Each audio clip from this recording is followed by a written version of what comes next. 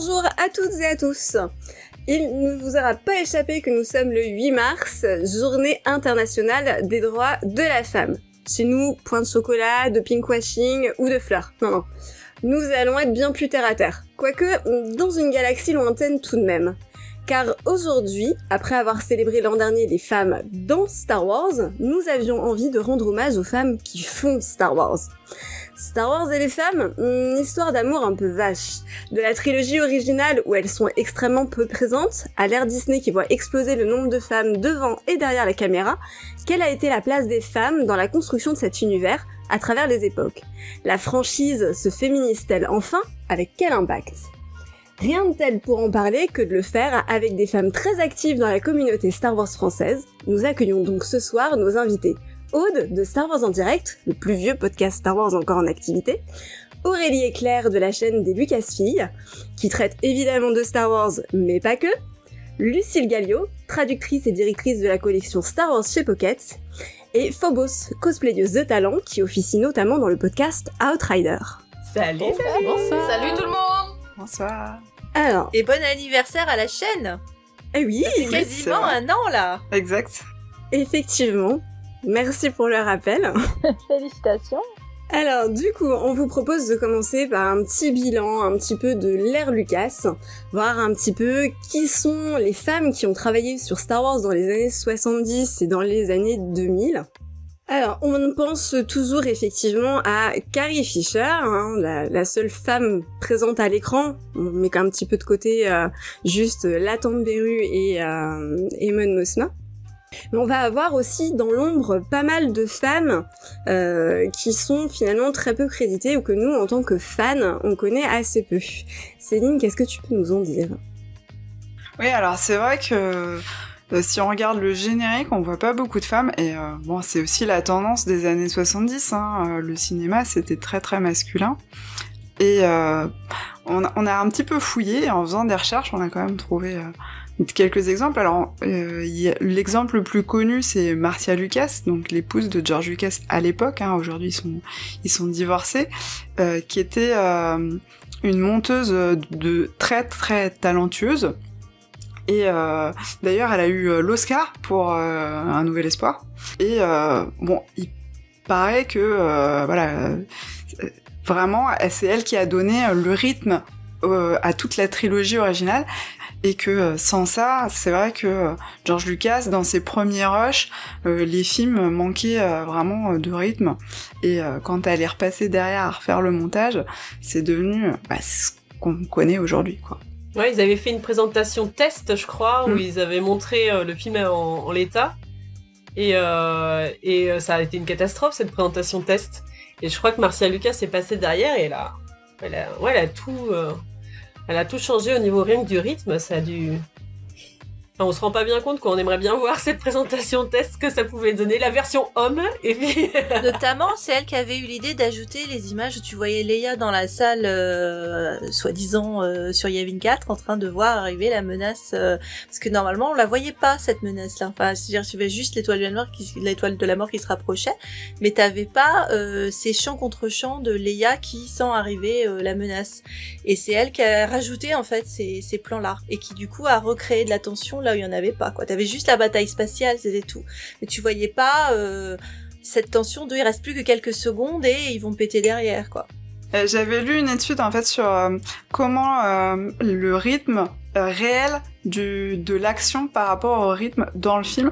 Et en effet, dans tout le film, comme dans tout film, en 2 heures, il se passe plus que 2 heures. Donc toutes les actions sont accéléré par rapport au temps histoire et au temps scénaristique, sauf dans cette scène, justement pour accentuer la tension.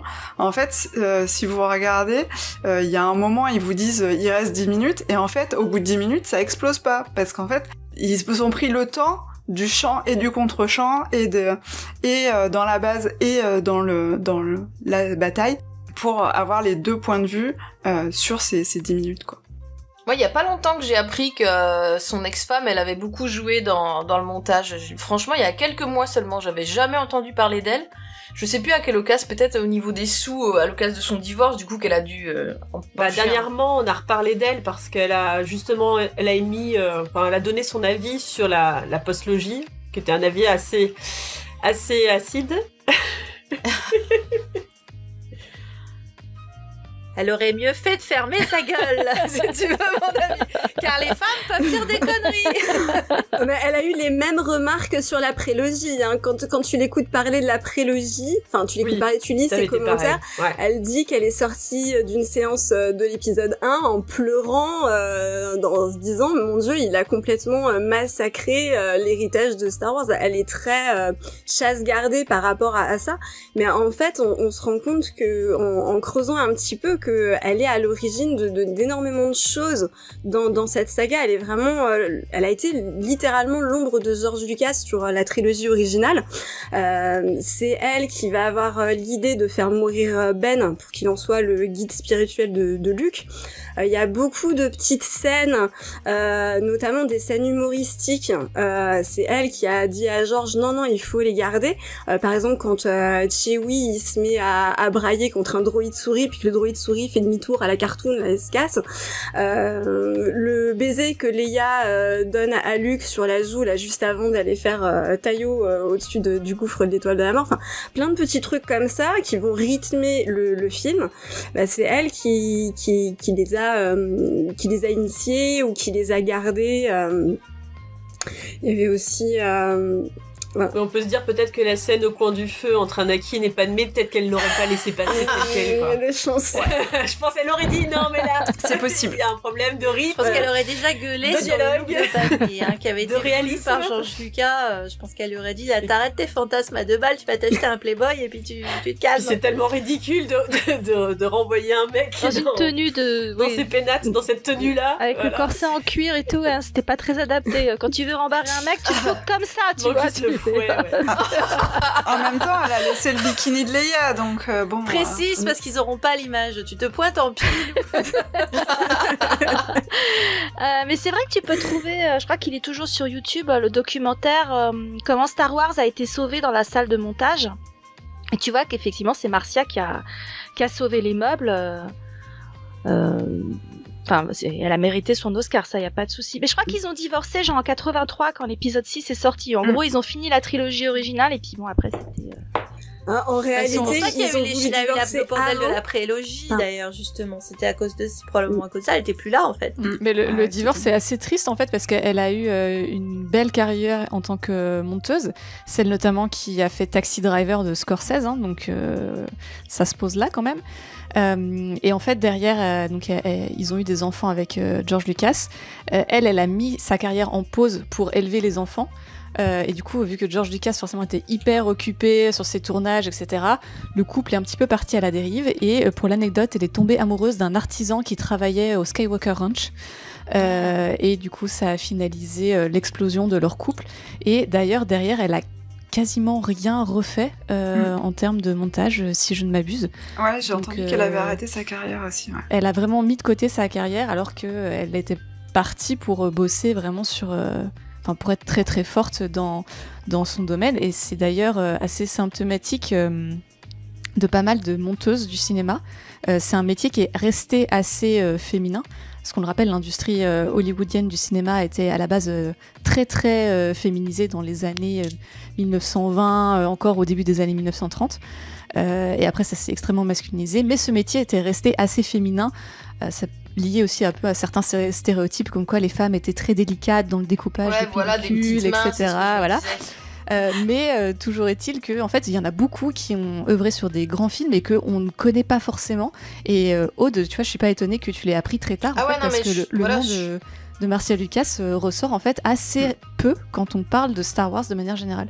Ouais, il y a que des fans hardcore qui m'en ont parlé, qui un jour m'ont dit « Comment, tu connais pas ?» Bah non, excuse-moi, pourtant je suis fan depuis longtemps, mais si son nom il sort pas, je peux pas l'inventer, quoi. Bah c'est un peu dommage, parce que si elle a joué à ce point-là, c'est dommage. Surtout qu'elle a quand même gagné un Oscar pour ça. Ouais, juste, excuse-moi, quoi, voilà. Un Oscar. Quand même. Puis c'est mérité, hein, elle a passé plus de 8 semaines dans la salle de montage sur rien que la bataille de Yavin. Hein.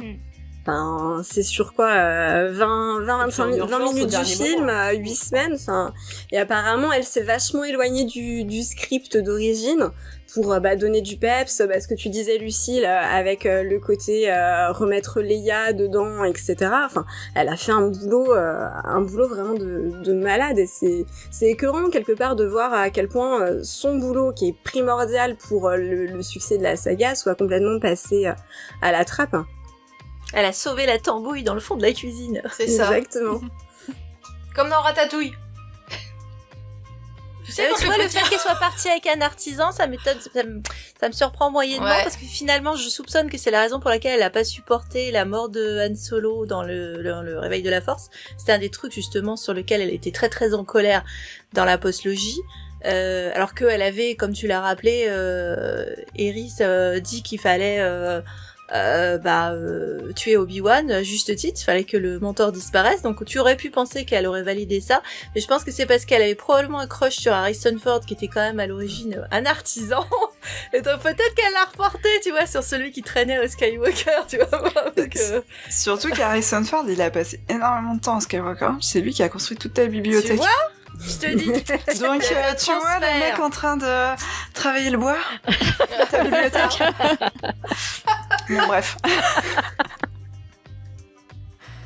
C'est le moment gossip. Exactement. Oh, on est entre filles. Non, mais... Oui, merci pour ce petit gossip, Constance, c'est super ça, ce genre de truc. Il y a pire que les gens qui sont à peine crédités et qu'on n'en entend pas parler parce qu'il y a quand même l'aura de George Lucas qui prend toute la lumière. Il y a les gens qui ne sont même pas crédités. Là, en fouillant pour cette émission, j'ai découvert qu'il y avait quelqu'un, même 2 personnes, un couple, qui avait réécrit les dialogues de George Lucas. C'est Gloria Katz et Willard Huyck qui ont refait le script. C'était c'est eux qui ont écrit American Graffiti avec George Lucas, et George Lucas leur a demandé de l'aider à écrire les dialogues. Alors, il paraît que Harrison Ford aurait dit à George Lucas, tu peux écrire cette merde, mais je ne peux pas le prononcer.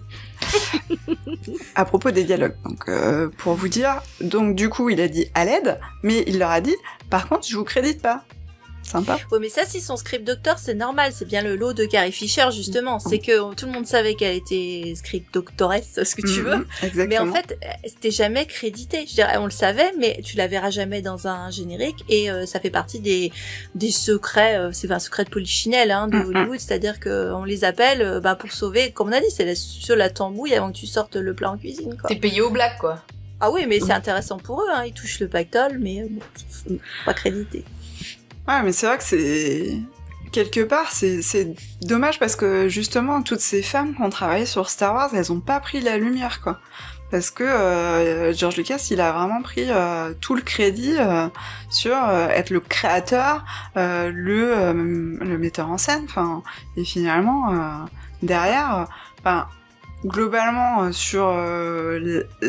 comment dire, le behind the scene, à part Irving Kershner et puis Ben Burt, franchement, on n'a pas beaucoup de noms, quoi. Peut-être moins aussi à l'époque, c'était peut-être un peu moins la culture du making-of. Parce que maintenant, et depuis quelques années, depuis les DVD, quand tu as les gros DVD, les gros coffrets qui sortent, où tu as des heures de bonus, de making-of, d'interviews, moi c'est le genre de truc, sur vraiment un film qui m'intéresse, je peux m'en taper des heures, ça me gêne pas. Et là, tu vas voir des petites mains, la nana, le mec qui fait le café, comme l'exécutif producteur, et là tu vois plus de visages. En tout cas, il y a une façon facile de les mettre en lumière, ne serait-ce que 15 secondes dans le making-of. Sur 12 heures de making-of du Seigneur des Anneaux, par exemple, t'as des nanas qui reviennent régulièrement, d'autres que tu vois qu'une fois parce qu'elle est spécialiste en plumes, l'autre elle est spécialiste en crin de cheval, mais je peux dire, la fille, elle doit être fière, quoi, elle doit se dire, bon, j'ai été créditée, je suis dans le making-of, je suis fière, ça me suffit, j'ai envie de dire, tu vois, c'est ta signature. Mais peut-être que ça se faisait aussi moins à l'époque, je sais pas, j'ai pas de DVD bonus de vieux films comme ça qui ont été un peu remasterisé. Je pense que je sais pas si vous y connaissez mieux, mais c'est plus, forcément, qui est-ce qu'on interroge dans ces cas-là? C'est les acteurs vedettes, c'est le réalisateur plus ou moins vedette. Si c'est un peu un nouveau à l'époque, il est pas forcément trop, sa parole n'est pas encore évangile, contrairement à des gros qui pèsent dans le game à ce moment-là. Alors c'est marrant, c'est que il n'y avait pas trop l'idée de faire du making-of dans les DVD, forcément ça n'existait pas à l'époque, alors il y en avait un petit peu dans certaines VHS, mais c'était rare. Mais par contre, on filmait beaucoup quand même ce qui se passait en coulisses. Et c'est aujourd'hui qu'on retrouve énormément de documentaires qui ressortent et qui n'avaient jamais été utilisés pour quoi que ce soit. Alors c'était peut-être de l'archive d'un film à l'autre, ça pouvait être utile en fait de garder ces archives-là pour ça documenter le réalisateur ou les équipes de production. Mais il y a beaucoup de films qui ressortent maintenant, et même de Star Wars, hein, on retrouve énormément de choses ces derniers temps qui sont ressorties. Il y a un truc qui s'appelle Filmumentaries que je suis sur Twitter et qui nous ressort régulièrement des petits documentaires comme ça, des petites pépites. Je vous conseille de le suivre aussi parce que c'est des trucs qu'on t'a jamais vu quoi. Même si t'as fait en effet les DVD avec les bonus et tout, c'est des petits films qu'on n'a jamais vus. Ben voilà, ça donne la parole aux anonymes un petit peu, ou juste l'écran. Tu les vois plus sur la prélogie, je pense qu'il y avait aussi effectivement, il y avait peut-être pas beaucoup de femmes à ce moment-là dans l'industrie, sur les effets spéciaux. Pour les costumes, il a pas fait appel non plus à une femme, mais quand tu vois arrive sur la prélogie et t'as Trisha Bigard qui est là-dedans, bon bah là c'est bon, en place aux nanas. Et même dans les effets spéciaux, puisque derrière le design de Jar Jar, c'était surtout une femme dont j'ai oublié le nom, peut-être que l'une d'entre vous s'en rappelle, mais il y avait des femmes qui étaient mêlées à ça à ce moment-là. Donc c'est vrai que tu commençais déjà à voir l'évolution sur l'équipe behind the scenes justement. Trisha Bigard d'ailleurs, elle a eu son travail très très reconnu puisque les costumes de la prélogie, il y a eu des expositions de fêtes, il y a eu des bouquins aussi, enfin vraiment une grosse mise en avant de tout son travail. Hein. Un bouquin que tu trouves qu'au marché noir, je sais pas combien, à 12 000 boules. Oui. Tu peux pas l'avoir ce livre parce qu'il l'avait vendu avec des échantillons, il y avait des morceaux des tissus dedans. C'est pour ça que c'est si compliqué. J'aimerais vraiment qu'ils le ressortent en version cheap parce que j'ai mes yeux sur ces bouquins depuis je sais pas combien de temps. Et il est pas sorti en français? Non. Si, ils a fait, c'était habillé une galaxie, machin. Il y avait une version, mais je t'avoue, ils ont... Guinée de Menine, je crois. Mais ils ont pas sorti beaucoup. Alors peut-être qu'il y a une version sans les exemplaires de tissu, mais il y a une version, c'est clair, où ils avaient mis les échantillons. Et c'est vrai qu'ils sont difficilement trouvables. Hein. Si t'en as un, t'es assis sur de l'or. Hein. J'en ai pas. Dommage. Voilà. Alors quand tu parlais de Jar Jar tout à l'heure, tu parlais de la personne qui a fait le design visuel ou carrément qui a construit le personnage. Quand on avait préparé, je me souviens avec Aurélie là-dessus, justement c'était Terry Whitlatch.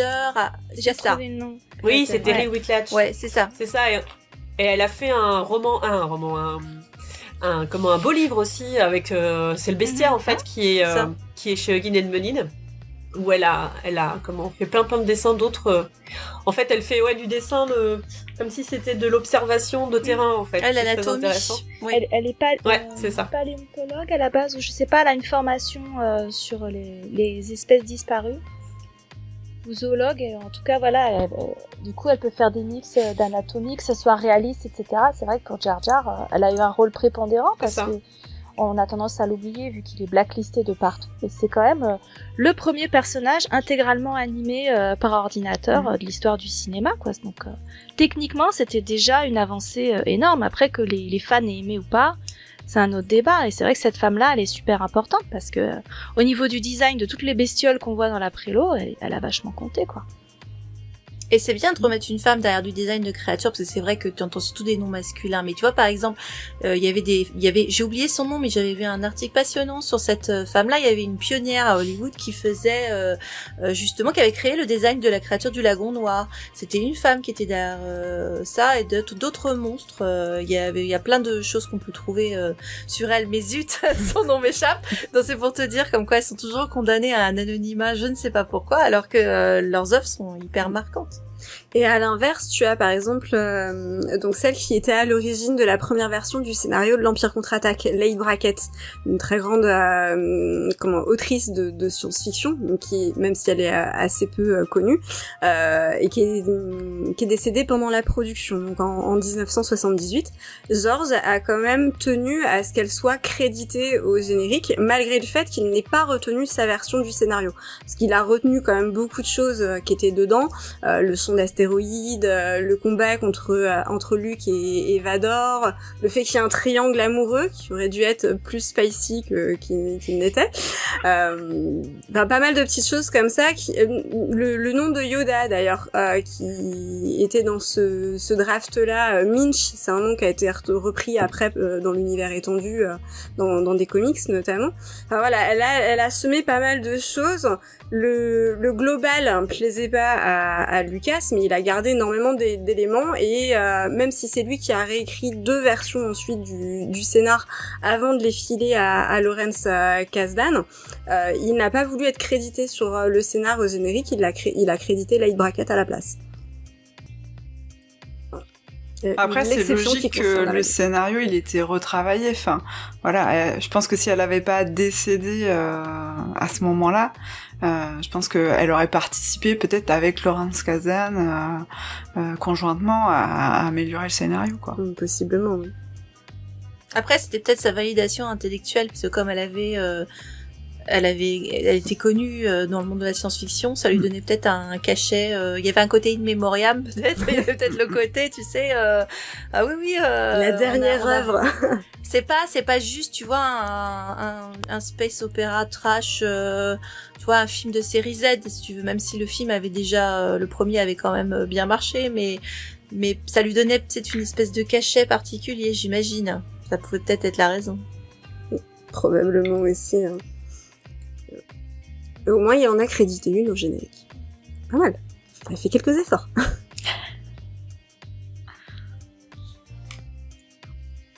Ah, mais a priori, c'est mérité. Il a quand même retenu une bonne partie des choses. Oui, il y a tous les petits éléments importants sont quand même là dans le scénario de Leigh Brackett, qui est trouvable, hein. J'ai pas eu le temps de le lire, mais apparemment on peut le trouver relativement facilement sur internet, et pouvoir comparer du coup cette toute première version, hein, ce premier jet avec la version finale, et se rendre compte que il y a quand même pas mal d'éléments. Elle avait trouvé la jumelle, c'était son idée de la jumelle, mais sauf que ça devait pas être Leia la jumelle, ça devait être à l'autre bout de la galaxie, c'était sa suggestion de partir là-dessus.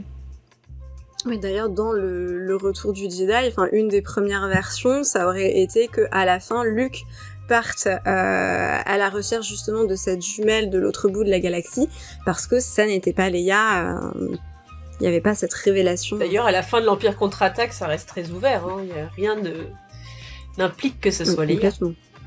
On sait qu'il y en a un autre, Skywalker. C'est vrai, ouais. Voilà. Après, il y a juste le fait, qu'ils se parlent via la Force. Et tu dis, il y a une connexion quand même entre deux. Il y a peut-être anguille sous roche, etc. Mais c'est vrai que elle est peut-être simplement Force user et pas forcément une Skywalker.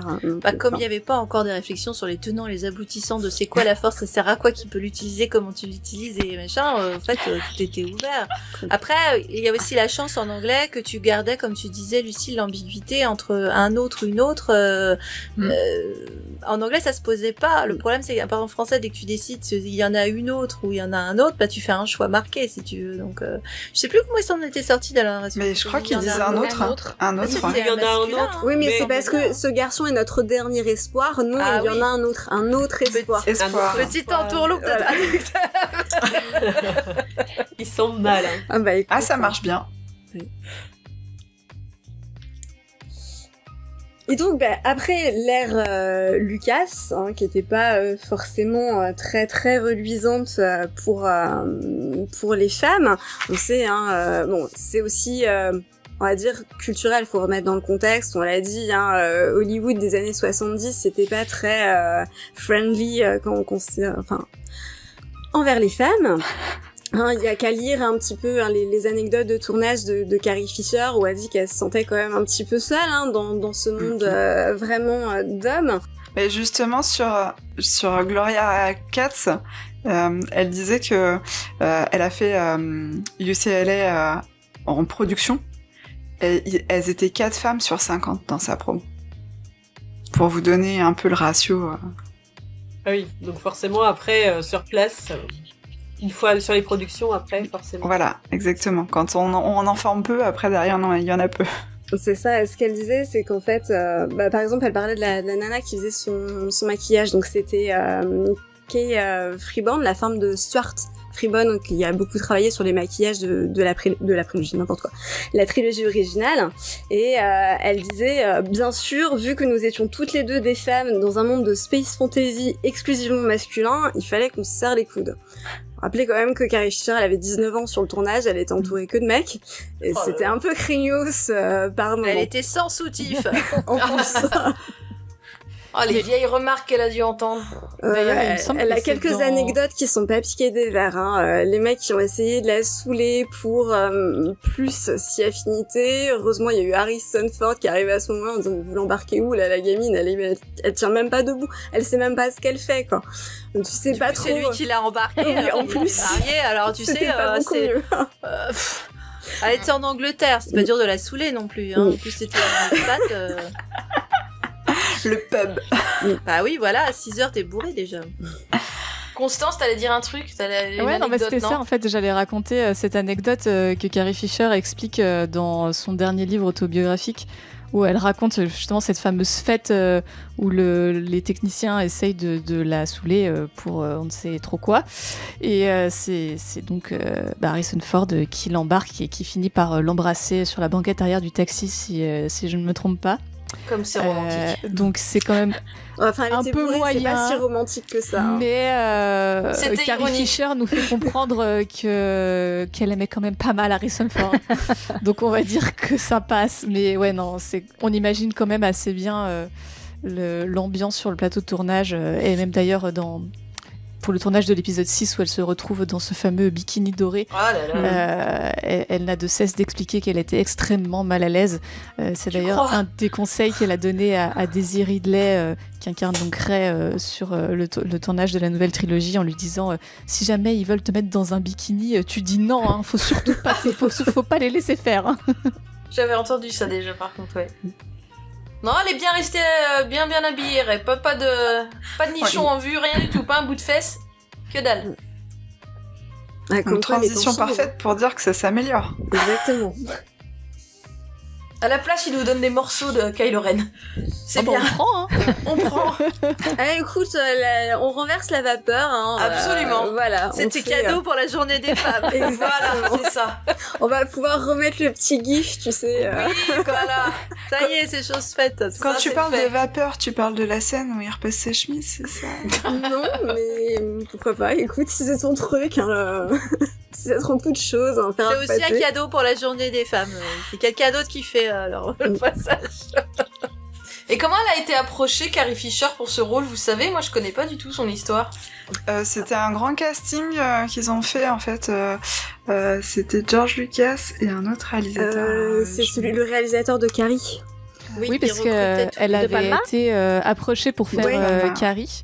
Et en fait, elle a refusé le rôle parce qu'elle ne voulait pas jouer nue. Et Tout donc, ça pour se elle a accepté Princesse Leia, tout ça pour se retrouver en bikini un film plus tard. Karma. Enfin, elle était en toche quand même la plupart du temps. Bah, George Lucas, il avait longtemps son œil sur Jodie Foster, donc ça aurait pu être Jodie Foster. Mais elle était pas toute jeune à l'époque, parce que Ah bah aussi. si, mais elle lui plaisait bien pour le rôle. Enfin, il avait pensé à elle. Ah ouais. Après, il faut se rappeler que George Donc, Lucas, femme-enfant, oui. il a eu des discussions avec Spielberg et tout sur notamment le Love Interest d'Indiana Jones, il me semble, qui sont pas très reluisantes. Hein, où, il sous-entend que les petites étudiantes mineures, ça passe Oui. quand même. Bah, c'est toute l'histoire, le background avec Marion, hein, dans les aventuriers de l'Arche perdue, où tu te rends compte qu'en fait, l'aventure qu'ils ont eue, elle était mineure. Bah, c'est ce qu'elle dit. Elle lui dit, mais je plutôt bien n'étais mineur. qu'une gamine et tu... Oui, mais bon, ça reste assez flou, tu vois. On peut dire ça en ayant 18 ans, 19 ans, tu vois. Et en fait, on comprend, en faisant les calculs des âges, que non, elle était un peu plus jeune quand même. Moi, j'ai C'est leur toujours vu plus fantasme, adolescence, ouais. Ça craint. Ils mettaient ça à l'époque, hein, sans problème, ils exposaient leurs fantasmes comme ça, quoi. Ça fait un peu roman Polanski, ça craint un peu quand même. Hein. C'est la même époque. Bah, les années 80. Enfin, ils finissent mariés à la fin. Quand ils ont plus de 60 berges, là, ils finissent par se marier. Et personne n'a vu ce film. Je vois pas de quoi tu parles. Ah oui, il n'existe pas, c'est ça. Ce film n'existe pas. Mais sera-t-elle dans le prochain? Ils ont fini de tourner, là, j'ai vu. Mais après, Carrie Fisher, c'est quand même... c'est pas une actrice lambda dans le sens où elle venait déjà... Enfin, c'est déjà une enfant chérie d'Hollywood par son histoire. Maman Debbie Reynolds, le père Eddie Fisher... T'as l'ombre de Liz Taylor qui traîne dans le background tout le temps depuis qu'elle est toute petite. Enfin, elle débarquait pas de nulle part non plus, donc peut-être pour ça qu'elle avait finalement pas mal de répondants assez jeunes et qu'elle a réussi globalement à tenir le truc et puis à insuffler dans le personnage de Leia quelque chose qu'on n'avait jamais vu ou presque avant, quoi. C'est le côté, c'est vraiment la magie Carrie Fisher, je pense que ça a joué. Mais c'est vrai qu'elle était encore bien jeunette.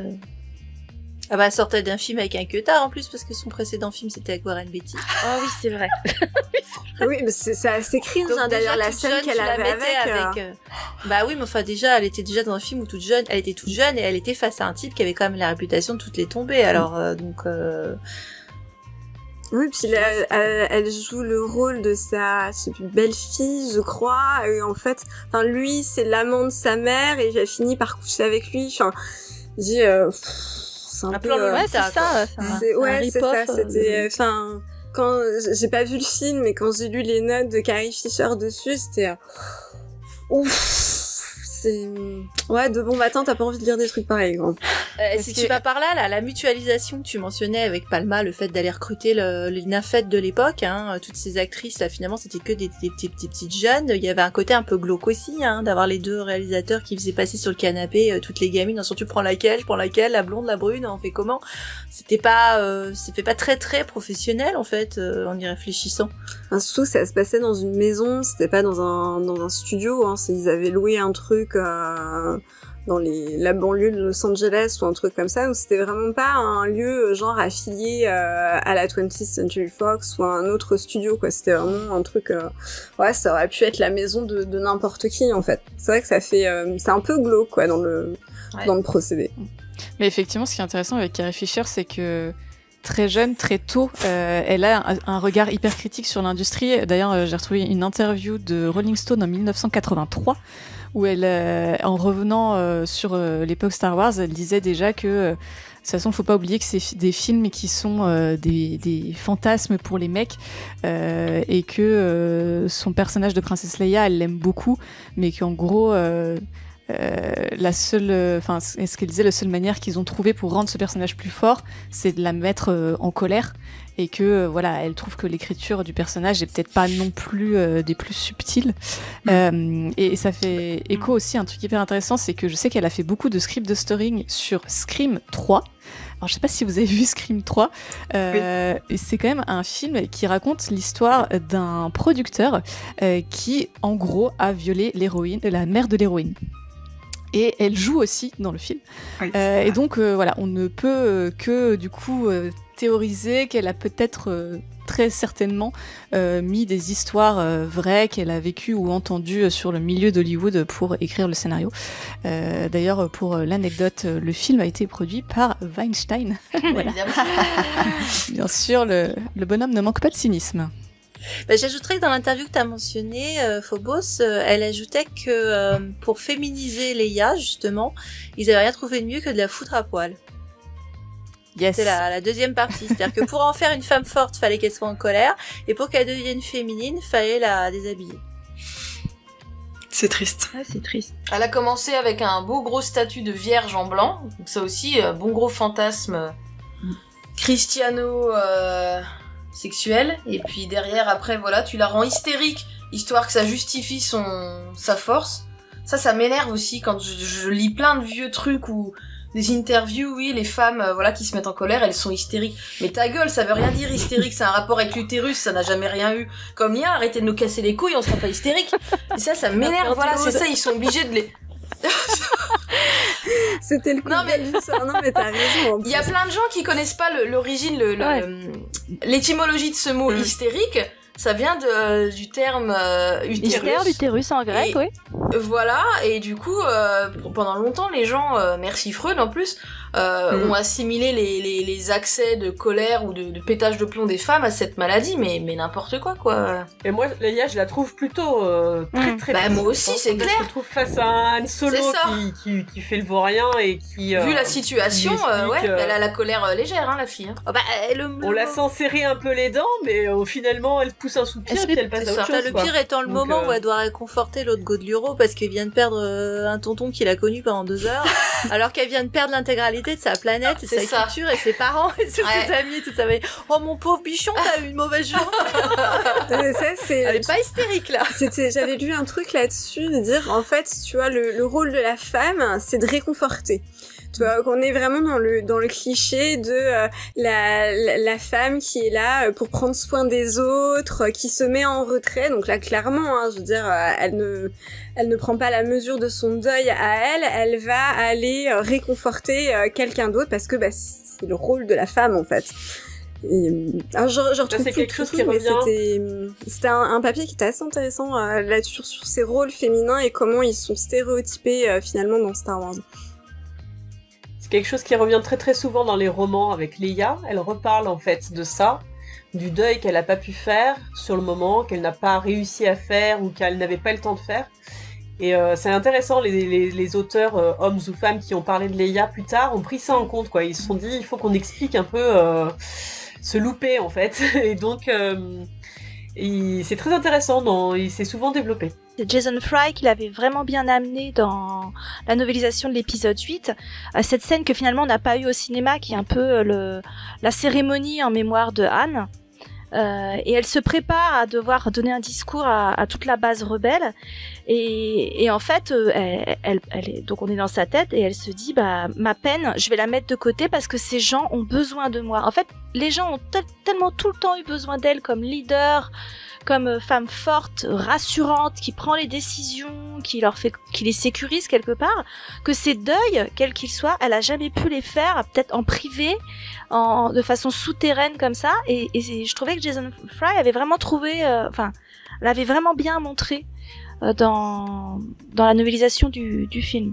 Mais c'est ce qu'elle dit quand elle arrive à Yavin, hein, dans l'épisode 4, elle dit « Nous pleurerons quand la guerre sera C'est terminée ». exactement C'est ça. vrai. C'est Leia tout craché, ouais. Et je trouve pas qu'elle se mette tant en colère que ça, c'est-à-dire que c'est une grande gueule, elle a la répartie vraiment pointue, Ouais, c'est acérée, etc. Voilà. Mais elle reste maîtresse de ses émotions quasiment en toutes circonstances.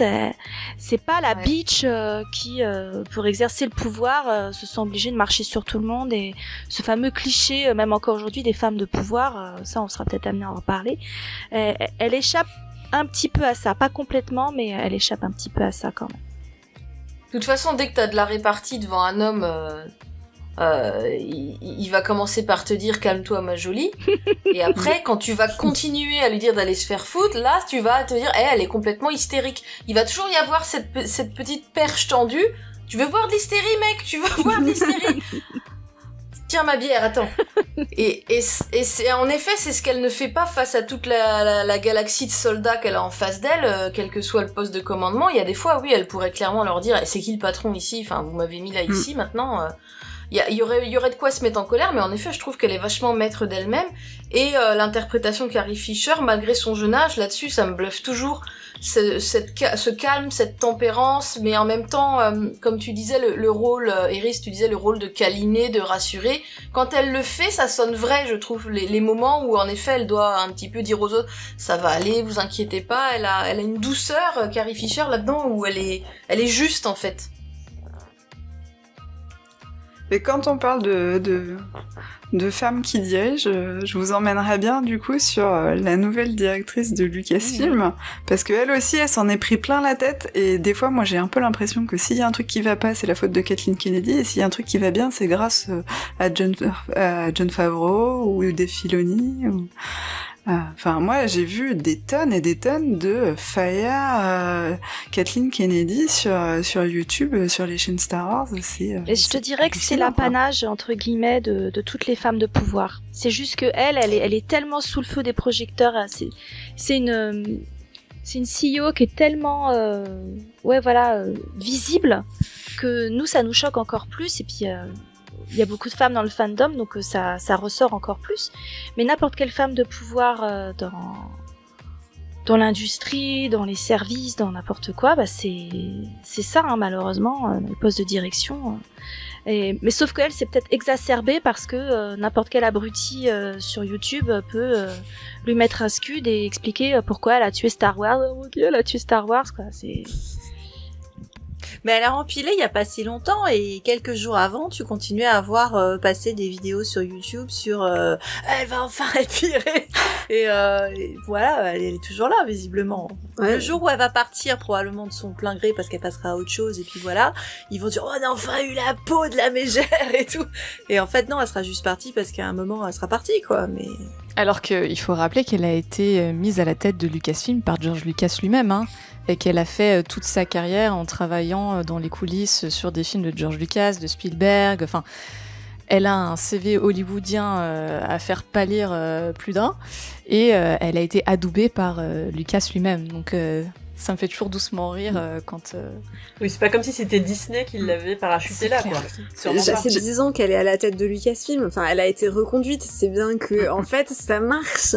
Parce que, bon, si clairement ça marchait pas, si elle était aussi nulle que ces mecs-là le disent, elle aurait été dégagée par Disney, Manu sûr. Militari depuis bien longtemps. Sauf que ça fait 10 ans.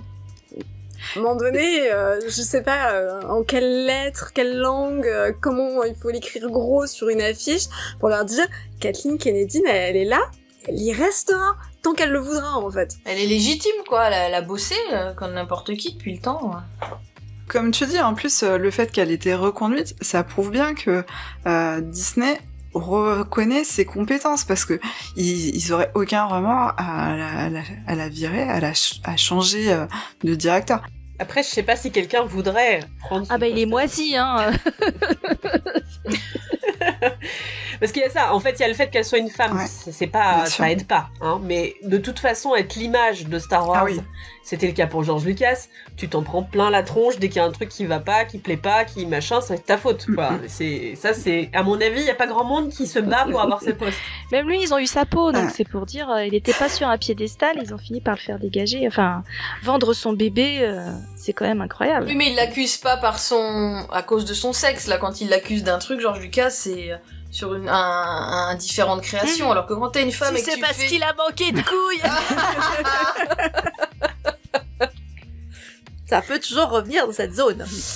Oui, ça peut. J'ai une anecdote en fait sur George Lucas. Il a parlé à Kathleen Kennedy, il lui a dit bah tu sais, moi je vais quitter, tatati tatata, j'aimerais bien quelqu'un qui reprenne. Et en fait dans sa tête elle était en train de penser à tous les remplaçants et tout. Elle commence à lui dire ah tu pourrais mettre machin, et il lui dit mais en fait j'étais en train de te dire que c'était toi que je pensais en fait. Et donc, voilà, enfin c'est le syndrome typique de l'imposteur. Elle se voyait pas elle a pensé à plein de candidats, mais pas elle-même, alors qu'elle était complètement légitime. Comme tu disais, Phobos, elle a fait des tonnes de films avec Steven Spielberg. Elle dirigeait avec lui Amblin Entertainment, Kennedy Marshall Productions aussi. Ils ont fait beaucoup de films si on regarde. Mais tous les films des années 80 qu'on a vu 100 fois, Retour vers le futur, Les Gremlins, même Urgence. Enfin, vraiment, ils ont fait des choses hyper différentes les unes des autres, mais c'est que des succès quasiment. Bah, il était toujours en tant que bras droit, et donc je pense que ça doit être bizarre tout d'un coup de te retrouver en tant que chef, quoi. Et de se dire, je change complètement. C'est sûr que quand on pense à Amblin, on pense à Steven Spielberg en premier, parce que c'est un réalisateur star, donc on pense pas à Frank Marshall et Kathleen Kennedy qui étaient toujours côté production. Mais clairement, ils étaient tous les trois ensemble. En fait, une fois que tu sais vraiment qui elle est, quand les projecteurs sont sur elle, après que tu fais attention, comme tu disais Céline, dans plein de vieux films, enfin vieux, voilà, des dernières décennies, tu dis Attention à ce que en tu fait dis, je la hein. connais ce nom, pardon, excuse-moi, des anciens films, du vintage, ça te va du vintage? quand tu fais attention à ce nom-là, tu te mets à la voir un peu partout finalement. Moi, avant l'ère Disney, j'avoue que j'en avais jamais vraiment entendu parler. Je faisais pas trop gaffe au générique. Maintenant que je m'y connais un peu mieux en cinéma, je fais attention au générique. Tu vois des gens qui reviennent et t'as des noms, tristement aussi les Weinstein là, quand tu te mets à regarder un truc que t'as bien aimé, tu fais ah c'était eux en fait, ah non j'ai pas aimé finalement, non j'aime plus. Puis en plus, c'est vrai, on parlait de femme de l'ombre, hein, mais clairement elle a été dans l'ombre de tous ces grands cinéastes pendant des années, et là maintenant qu'elle est dans la lumière, enfin. Je trouve ça écœurant qu'elle s'en prenne autant plein la tronche, et d'autant plus que tu sais qu'une grosse partie des critiques, elle serait pas là si c'était un homme, quoi, si on avait Christian Kennedy à la tête de Lucasfilm. Ouais, bien sûr, je trouve qu'elle cherche pas tellement à se mettre en lumière, en fait, justement, dans sa manière de faire. Parce que, ce que tu disais au début avec, dès que ça marche bien, c'est Favreau et Filoni qu'on congratule. Je trouve que sur plein de projets, les gens ont tendance à oublier que c'est elle qui est aux commandes et qui choisit, les réalisateurs et les réalisatrices et les scénaristes, et les personnes qui vont intervenir, et en fait, elle se met pas si en avant que ça, je trouve. Ce n'est pas forcément se mettre en avant, mais c'est elle est sous les projecteurs, qu'elle le veuille ou non, en fait. Je veux dire, elle est à la tête de Lucasfilm, donc forcément, c'est vers elle qu'on va tourner notre regard. Elle est quand même dans une position où elle est mise sous les projecteurs, pas qu'elle s'y mette réellement. Elle cherche pas nécessairement à dire ouais les gars, c'est moi qui fais le truc, tu vois. Je trouve que justement elle prend beaucoup de recul, tu vois, qu'elle a eu l'habitude d'être dans la place de copilote, et elle cherche pas à dire c'est moi la patronne, si tu veux, en fait. Oui, elle fait pas de show, quoi. Quand on la voit dans les conventions, les choses comme ça, c'est pas un Favreau où tu sens le PDG qui dirige son truc bien et puis qui va faire tout un show devant son public. Elle est assez, dans la sobriété et plutôt presque une timidité. Je pense que ce qu'il lui reproche, c'est le seul gimmick qu'elle a, qui est pas celui du chapeau ou du machin, c'est celui d'avoir voulu nous vendre la force est femelle, là.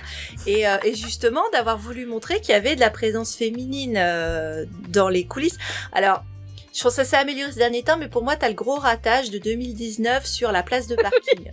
Ça, c'est une horreur. Attends. C'est-à-dire le moment où, je vois pas l'image. En 2019, ils ont fait une photo pour montrer toutes les femmes qui travaillaient dans les coulisses de Star Wars.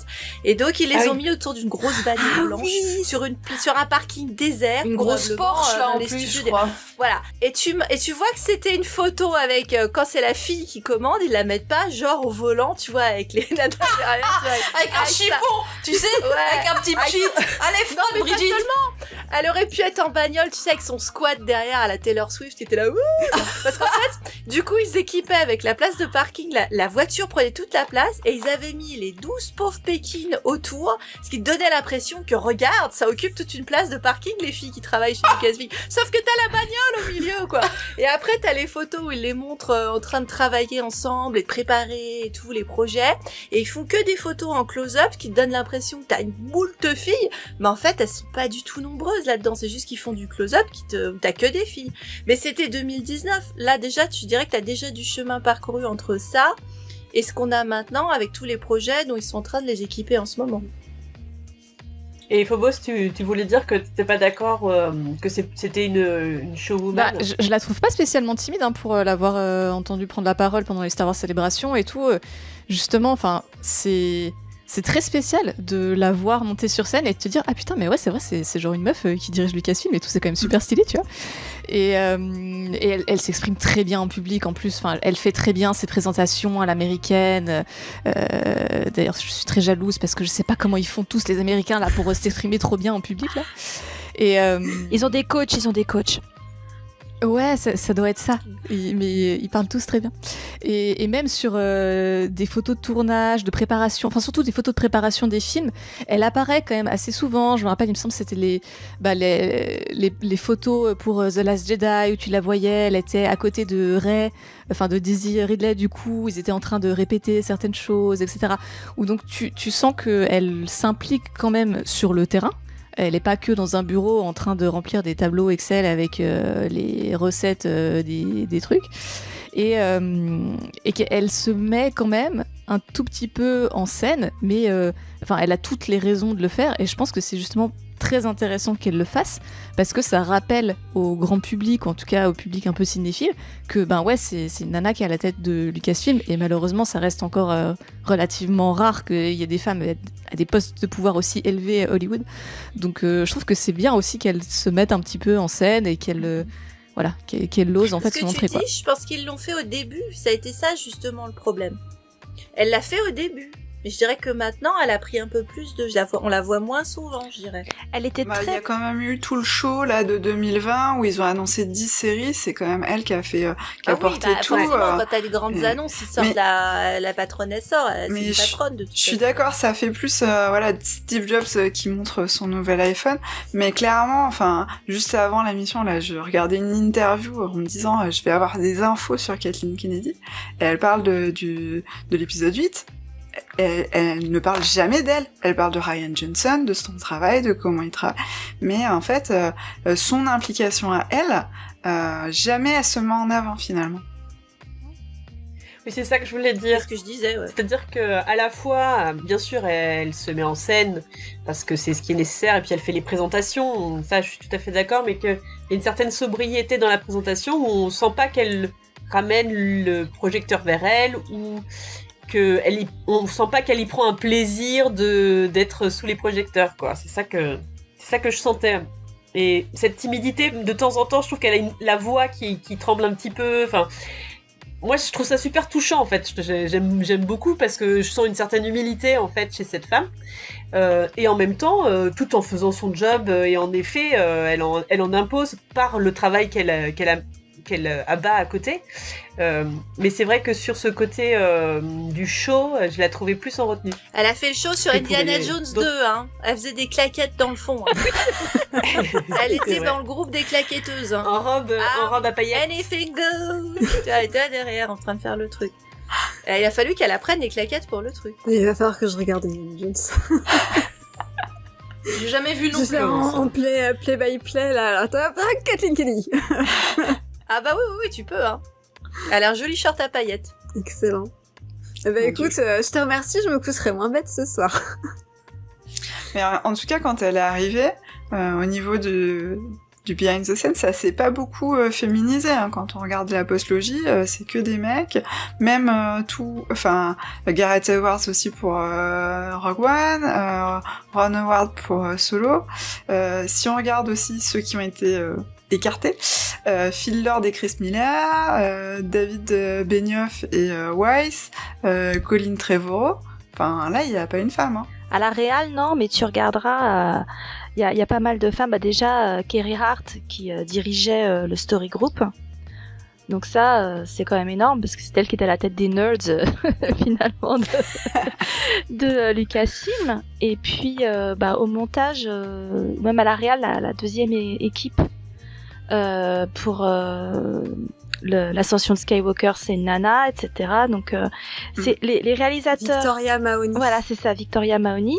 Du coup, je pense que c'est Disney Plus qui ouvre la porte aux femmes.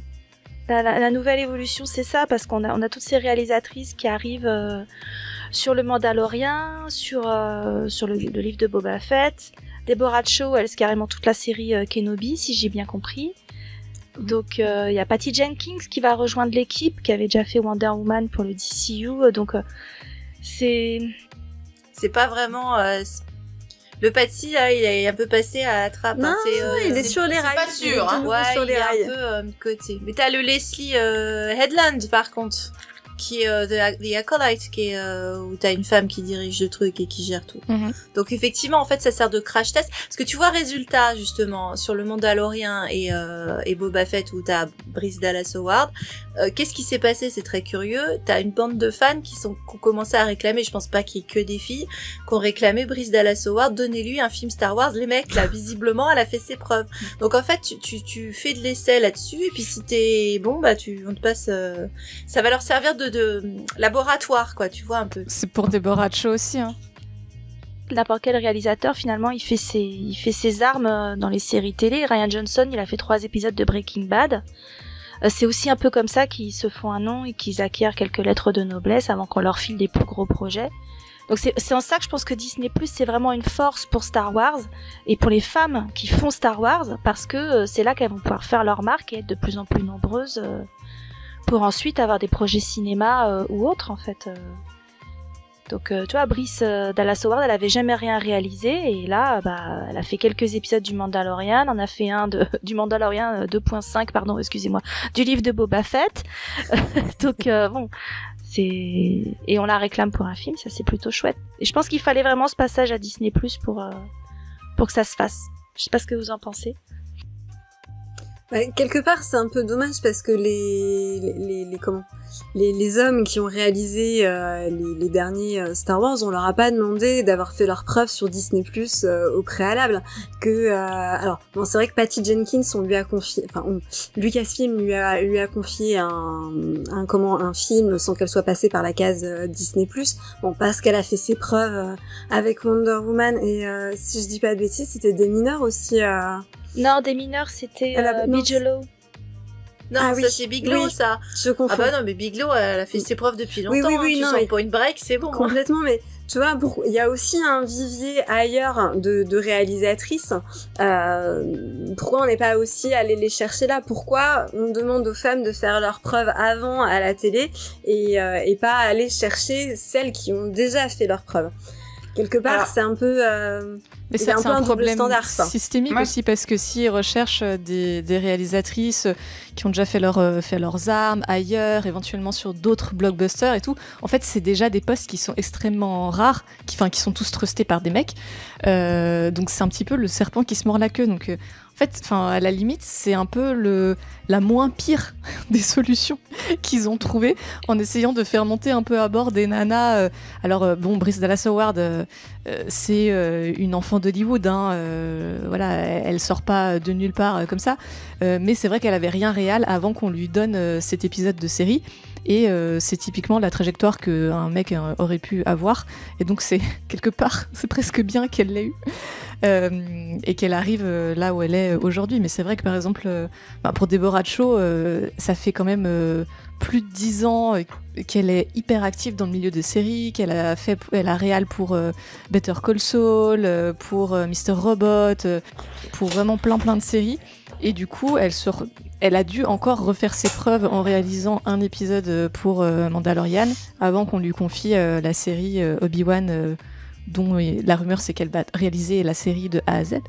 Et c'est là un peu où je trouve Kathleen Kennedy déçoit un petit peu, parce que il me semble que très rapidement, quand elle est arrivée à la tête de Lucasfilm, ils ont commencé à dire oui, on va recruter des femmes, vous inquiétez pas. Et on a vu que devant la caméra, c'est ce qui se passait. Effectivement, il y avait des femmes à la tête d'une trilogie et d'un film pour Rogue One, qu'il y avait plus de personnages féminins. Donc ça c'est très bien, mais c'est vrai que derrière la caméra, ça restait quand même assez limité, et que là, aussi Brice Dallas, donc elle a réal beaucoup de choses sur Book of Boba Fett. Deborah Chow, c'est quasiment sûr qu'elle va faire Kenobi. Effectivement, on fait très bien de rappeler que le film de Patty Jenkins, pour l'instant, c'est plus ou moins en pause, parce que là, elle est repartie sur Wonder Woman 3. Et que la série The Acolyte de Leslie Headland, qui est aussi une femme queer d'ailleurs, je l'ai appris, elle est mariée à une femme, c'est quand même, on n'a pas de nouvelles depuis un certain temps, on sait pas trop à quel stade de pré-prod c'est, donc honnêtement moi je suis assez circonspecte sur la suite de la place des femmes dans Star Wars, et j'espère sincèrement que ces projets sortiront et qu'il y en aura d'autres aussi qui seront annoncés avec des nanas, parce que d'ailleurs si on fait un petit pas de côté et qu'on s'intéresse par exemple à l'industrie du jeu vidéo, le dernier jeu vidéo Star Wars en date qui a été annoncé, qui s'appelle Star Wars Eclipse, qui est développé par une boîte qui s'appelle Quantic Dream, à la tête de Quantic Dream, on sait quand même que c'est un abuseur en série qui a déjà été qui a eu des démêlés avec la justice, et qui n'est pas très... Tu dis quoi, pardon? Le monde du jeu vidéo, c'est un peu gangréné aussi, donc ça forcément... Voilà, donc il y a quand même beaucoup de choses à faire. C'est un peu comme les élections présidentielles. Oh, vous avez vu cette transition par rapport à l'actualité? Attention, terrain glissant là. Non, mais entre la volonté du candidat dans son programme, de ce qu'il voudrait faire, avec toute la bonne foi du monde qu'il a, et ce qui va pouvoir se passer derrière, il y a toujours un gouffre. Bah là c'est pareil, peut-être que la Kathleen, elle voudrait bien corps et âme mettre au moins 50-50 la parité, puis qu'après une fois face aux équipes et aux trucs, elle va dire bah tiens je vais vous envoyer une nana à cet endroit-là, et puis là tu peux imaginer, comme dans plein de sociétés, que t'as des bons gros lourdeaux qui vont dire mais jamais de la vie on va se faire diriger par une gonzesse, plutôt crever nous. Elle a jamais vu Star Wars. Elle a les ongles longs, elle sait rien faire, c'est pas possible. C'est un peu trop beauf ce que je dis, mais malheureusement ça existe toujours, et à tous les niveaux de carrière et dans tous les niveaux d'entreprise, t'as des mecs qui n'acceptent pas de se faire diriger par une nana aussi talentueuse qu'elle soit, aussi artistique que soit le terrain. Si les mecs ils ont décidé que c'était comme ça, c'est toujours un peu stéréotypé. Moi j'ai fait un tout petit peu de la télé à des niveaux de chaîne nationale. Bon, aussi gentils qu'ils étaient sur les plateaux, c'est quand même bourré de mecs. T'as une maquilleuse, hein, t'as de temps en temps quelques ingénieurs, enfin qui bidouillaient des trucs, je sais pas trop ce que c'était, mais c'est quand même vachement masculinisé. Moi, tous ceux que j'ai rencontrés, ils étaient adorables, mais je les connais pas au quotidien. J'ai entendu 2-3 blagues de cul, hein, évidemment. Faire bouger les choses comme ça, à l'échelle d'Hollywood, bah c'est peut-être pas une mince affaire. Peut-être qu'elle va y arriver, qu'il faut qu'on lui laisse aussi un petit peu de temps à Kathleen, que les choses sont en train de bouger quand même. Il y a quand même une évolution. Regardez, depuis ce qu'on disait là, ça a changé en quelque temps. On a quand même plein de noms féminins à citer, là, pour les mois à venir. Même pas pour des années, mais pour des trucs de mois à venir. Voire même des trucs qu'on a déjà eus et dont on est contente dans les communautés, comme Bryce Dallas, comme Deborah Chow. On a eu le contenu, on a eu la preuve que c'était bien, et elles l'ont fait, elles ont signé le truc. Donc ça, en soi, je trouve que c'est déjà une petite victoire, et tu sais pas derrière encore à quel point ils sont en train de se battre avec des vieux beaufs qui veulent pas faire changer les choses. Peut-être qu'ils leur mettent des bâtons dans les roues, peut-être qu'il y en a qui se font harceler. Ça se passe bien pour toi, Lucille, de diriger une collection. Je voulais un peu parler de ça, c'est-à-dire que ce que disait Céline, c'est au niveau de la formation aussi, c'est que dès lors qu'il y a moins de femmes présentes, de femmes réalisatrices, productrices, à embaucher, bah forcément c'est plus difficile de les mettre en avant. Et aussi il y a l'idée que c'est une communauté qui doit accepter que les filles puissent aimer Star Wars. Et ça a pris du temps aussi, ça a pris des années. Et moi je l'ai vécu, même si vraiment j'ai zéro problème en termes sur les réseaux, etc. Personne n'a jamais remis en question ma fanitude de Star Wars et si j'avais ma place ou pas à ce poste. Donc vraiment là-dessus j'ai pas fait du tout cette expérience-là, mais moi je me rappelle quand j'étais ado, aimer Star Wars pour une fille, j'étais regardée de travers. Et pourtant, mes seuls amis qui lisaient du Star Wars à cette époque-là, dans les années 90, où il n'y avait pas tant que ça de personnes qui lisaient Star Wars, c'était des filles. Et il a fallu du temps en fait pour que ça rentre dans la tête des gens que si les filles aiment Star Wars aussi. Il y a encore du boulot parce que tu vois, j'étais à Disneyland Paris il y a genre 2 semaines. À la caisse, on t'offre des trucs pour un certain montant. Donc là, c'était un truc Star Wars. Et le père de famille qui fait non, j'ai 2 filles. J'en ai pas besoin, j'ai 2 filles. On était là avec ma moitié, en train de regarder les trucs Star Wars, voir si on allait acheter des trucs Star Wars. Je me dis, mais il est con ou il est con? Enfin, je veux dire... Il est con. Et je me dis, merde, on est en 2022, à Disneyland, tu vois, c'est... Ah bah non, j'ai des filles. Bah surtout avec des enfants. Après, à Disney, t'as très peu de merch Star Wars qui soit pour les filles, quand même. Enfin, quand tu regardes les vêtements, etc., il y a vachement de trucs pour les mecs. Ils ont des vestes vachement sympas. Mon mari s'est pris une veste R2D2, elle est trop bien. Mais elle est taillée pour un mec. Oui, mais les t-shirts, tout est taillé pour des mecs ou des enfants. Ou alors, les trucs qui sont pour les filles, t'as des paillettes. Ah bah genre c'est rose et il y a des paillettes. Alors on peut aimer Star Wars et ne pas être fan de licorne par exemple. Enfin, on peut aimer les deux, mais bien séparer les choses. Pas attendre des licornes et de paillettes dans ton Star Wars. Non mais tu vois, typiquement les t-shirts ils auraient pu à ma fille qui est en pleine période licorne, paillettes, arc-en-ciel, tout ce qui brille, etc. Moi, c'est pas mon trip, les sequins, les machins qui sont flashy, fluo, girly, non, enfin, tu vois. Donc, du coup, j'ai fini par rien acheter, si, j'ai des petits pins, voilà, et un plaid. Voilà, c'était très sexy, le plaid. Oui, mais c'est voilà. pas forcément pour les femmes, quoi. Voilà, il y a, et ben justement, ça me fait penser, c'est toi qu'on avait parlé quand on préparait l'émission là, au site Air Universe. Ashley. Voilà, où il y a Ashley enfin, Eckstein. voilà, qui double Ahsoka Tano dans la série Clone Wars et Rebels avec un S à la fin. Voilà, où là il y a enfin un petit peu de merch, enfin même du beau merch spécifique pour les filles, quoi. Il y a des robes, il y a des jupes, il y a ne serait-ce que des t-shirts qui soient taillés pour des femmes et pas des trucs un peu larges. Machin. C'est quoi le nom? Her Universe. Her Universe, son univers à elle. Ok. Mais ok, ils vendent aussi pour d'accord. les garçons. T'as aussi pour les garçons. Oui, et maintenant, ils ont des grandes tailles parce que c'est aux États-Unis quand même aussi. Donc c'est bien aussi parce que c'est inclusif. Et Phobos, c'est un petit peu c'est ta spécialité, ça tout ce qui est vêtements, merchandising, vu que tu fais beaucoup de cosplay. Alors en fait, j'ai pas tant de merch que ça parce que effectivement en France, du merch fabriques toi-même Star Wars de qualité ou des trucs, juste des fringues que tu peux essayer, il y en a pas trop de temps en temps, il y en a à H&M. Mais effectivement, j'en ai un qui est rose. Voilà, faut aimer. Mais pour l'anecdote, quand même, sur Disneyland, mon cher et tendre République s'est acheté un pull de la collection Meuf parce qu'il le trouvait plus joli. C'est un pull noir avec un Dark Vador brodé dessus en fil doré. Voilà. Et quand il est arrivé à la caisse, la vendeuse était un peu genre, je comprends pas. C'est un pull pour les filles et vous êtes un garçon. Pourquoi vous l'achetez? En fait, Elle a bugué. peut acheter ce qu'il veut. Voilà. Voilà. Et donc il le porte très fièrement. Il a bien raison. Mais oui, c'est vrai que la plupart du merch c'est pas ouf.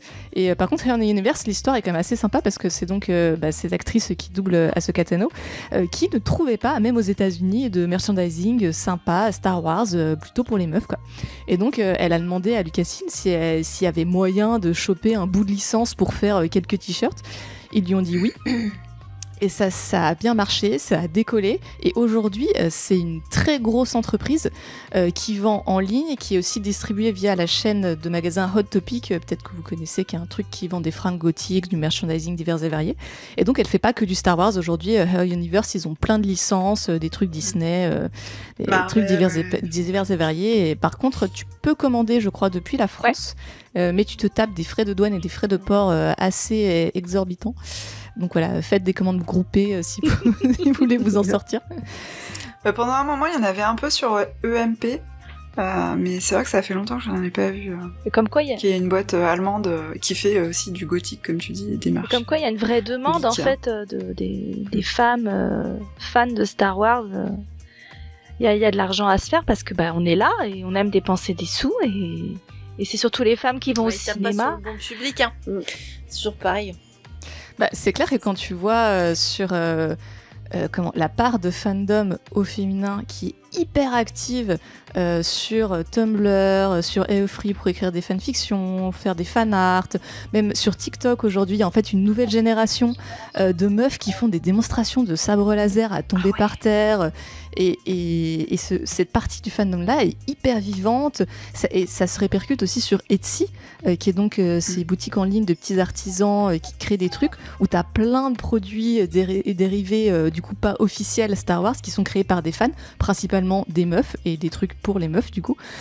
Donc c'est vrai que tu te dis, peut-être vous passez un petit peu à côté d'un truc là. C'est clair. Ils perdent du pognon. Hein. Mais c'est tout le paradoxe de ces fandoms, et bon, Star Wars c'est pas le seul, mais cette bande de certains, parce qu'il y a plein de mecs qui veulent avoir des filles dans leur fandom, c'est pas la question, mais il y en avait plein qui disaient faut que vous rendiez Star Wars beaucoup plus attirant pour les filles parce que nous on veut des filles dans notre club. Sous-entendu, si on peut les pécho. Sauf que la raison pour laquelle ils pécho pas, c'est pas parce que les filles aiment pas les geeks, c'est parce qu'ils sont vraiment des cons. Parce qu'en fait, il y a toujours eu des filles geeks fans de ça, mais dès qu'on a commencé à faire plus de place aux filles, ils ont commencé à gueuler, non mais touche pas à mon Star Wars, c'est à moi, tu connais rien, machin, etc., t'intéresses pas au même truc.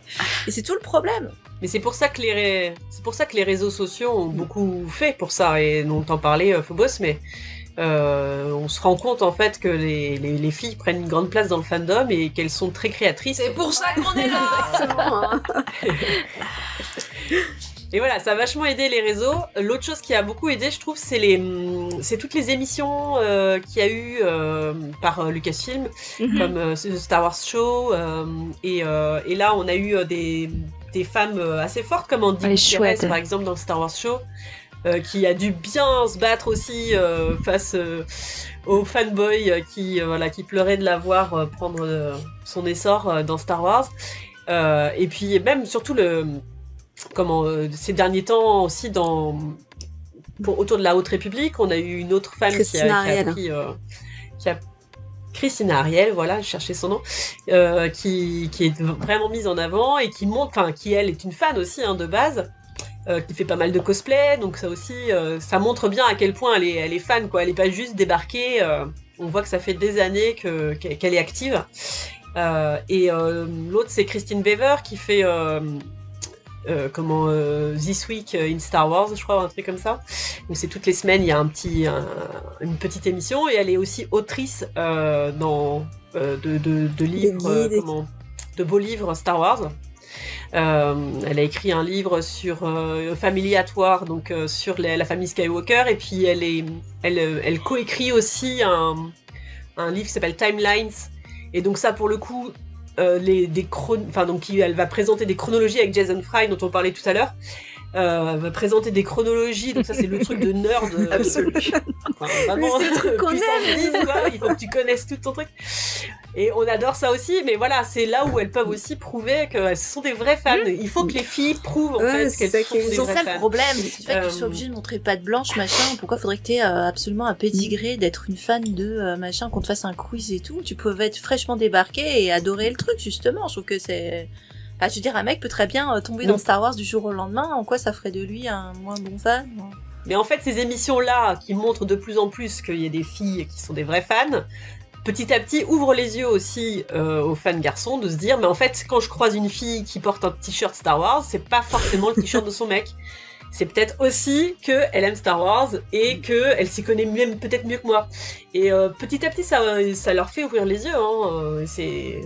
De plus en plus, moi je le sens en fait autour de moi aussi, que ça devient quelque chose de plus évident. Et donc, pour l'instant, on est obligé de faire nos preuves, mais peut-être petit à petit, grâce à ces personnes-là, on va réussir à on aura moins besoin de... De toute façon, tu rajoutes une autre notion, c'est que quand t'aimes Star Wars et que t'es un adulte, c'est compliqué aussi.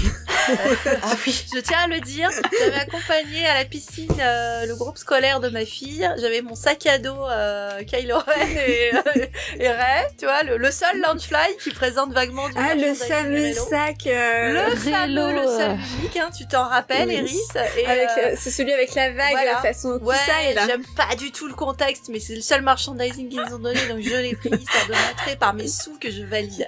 Et donc j'étais toute fière avec mon sac, et donc un gamin derrière me fait t'as pris le sac de ta fille? Je fais non, c'est bien. Kylo Ren c'est un site, bah non, ta gueule, connard.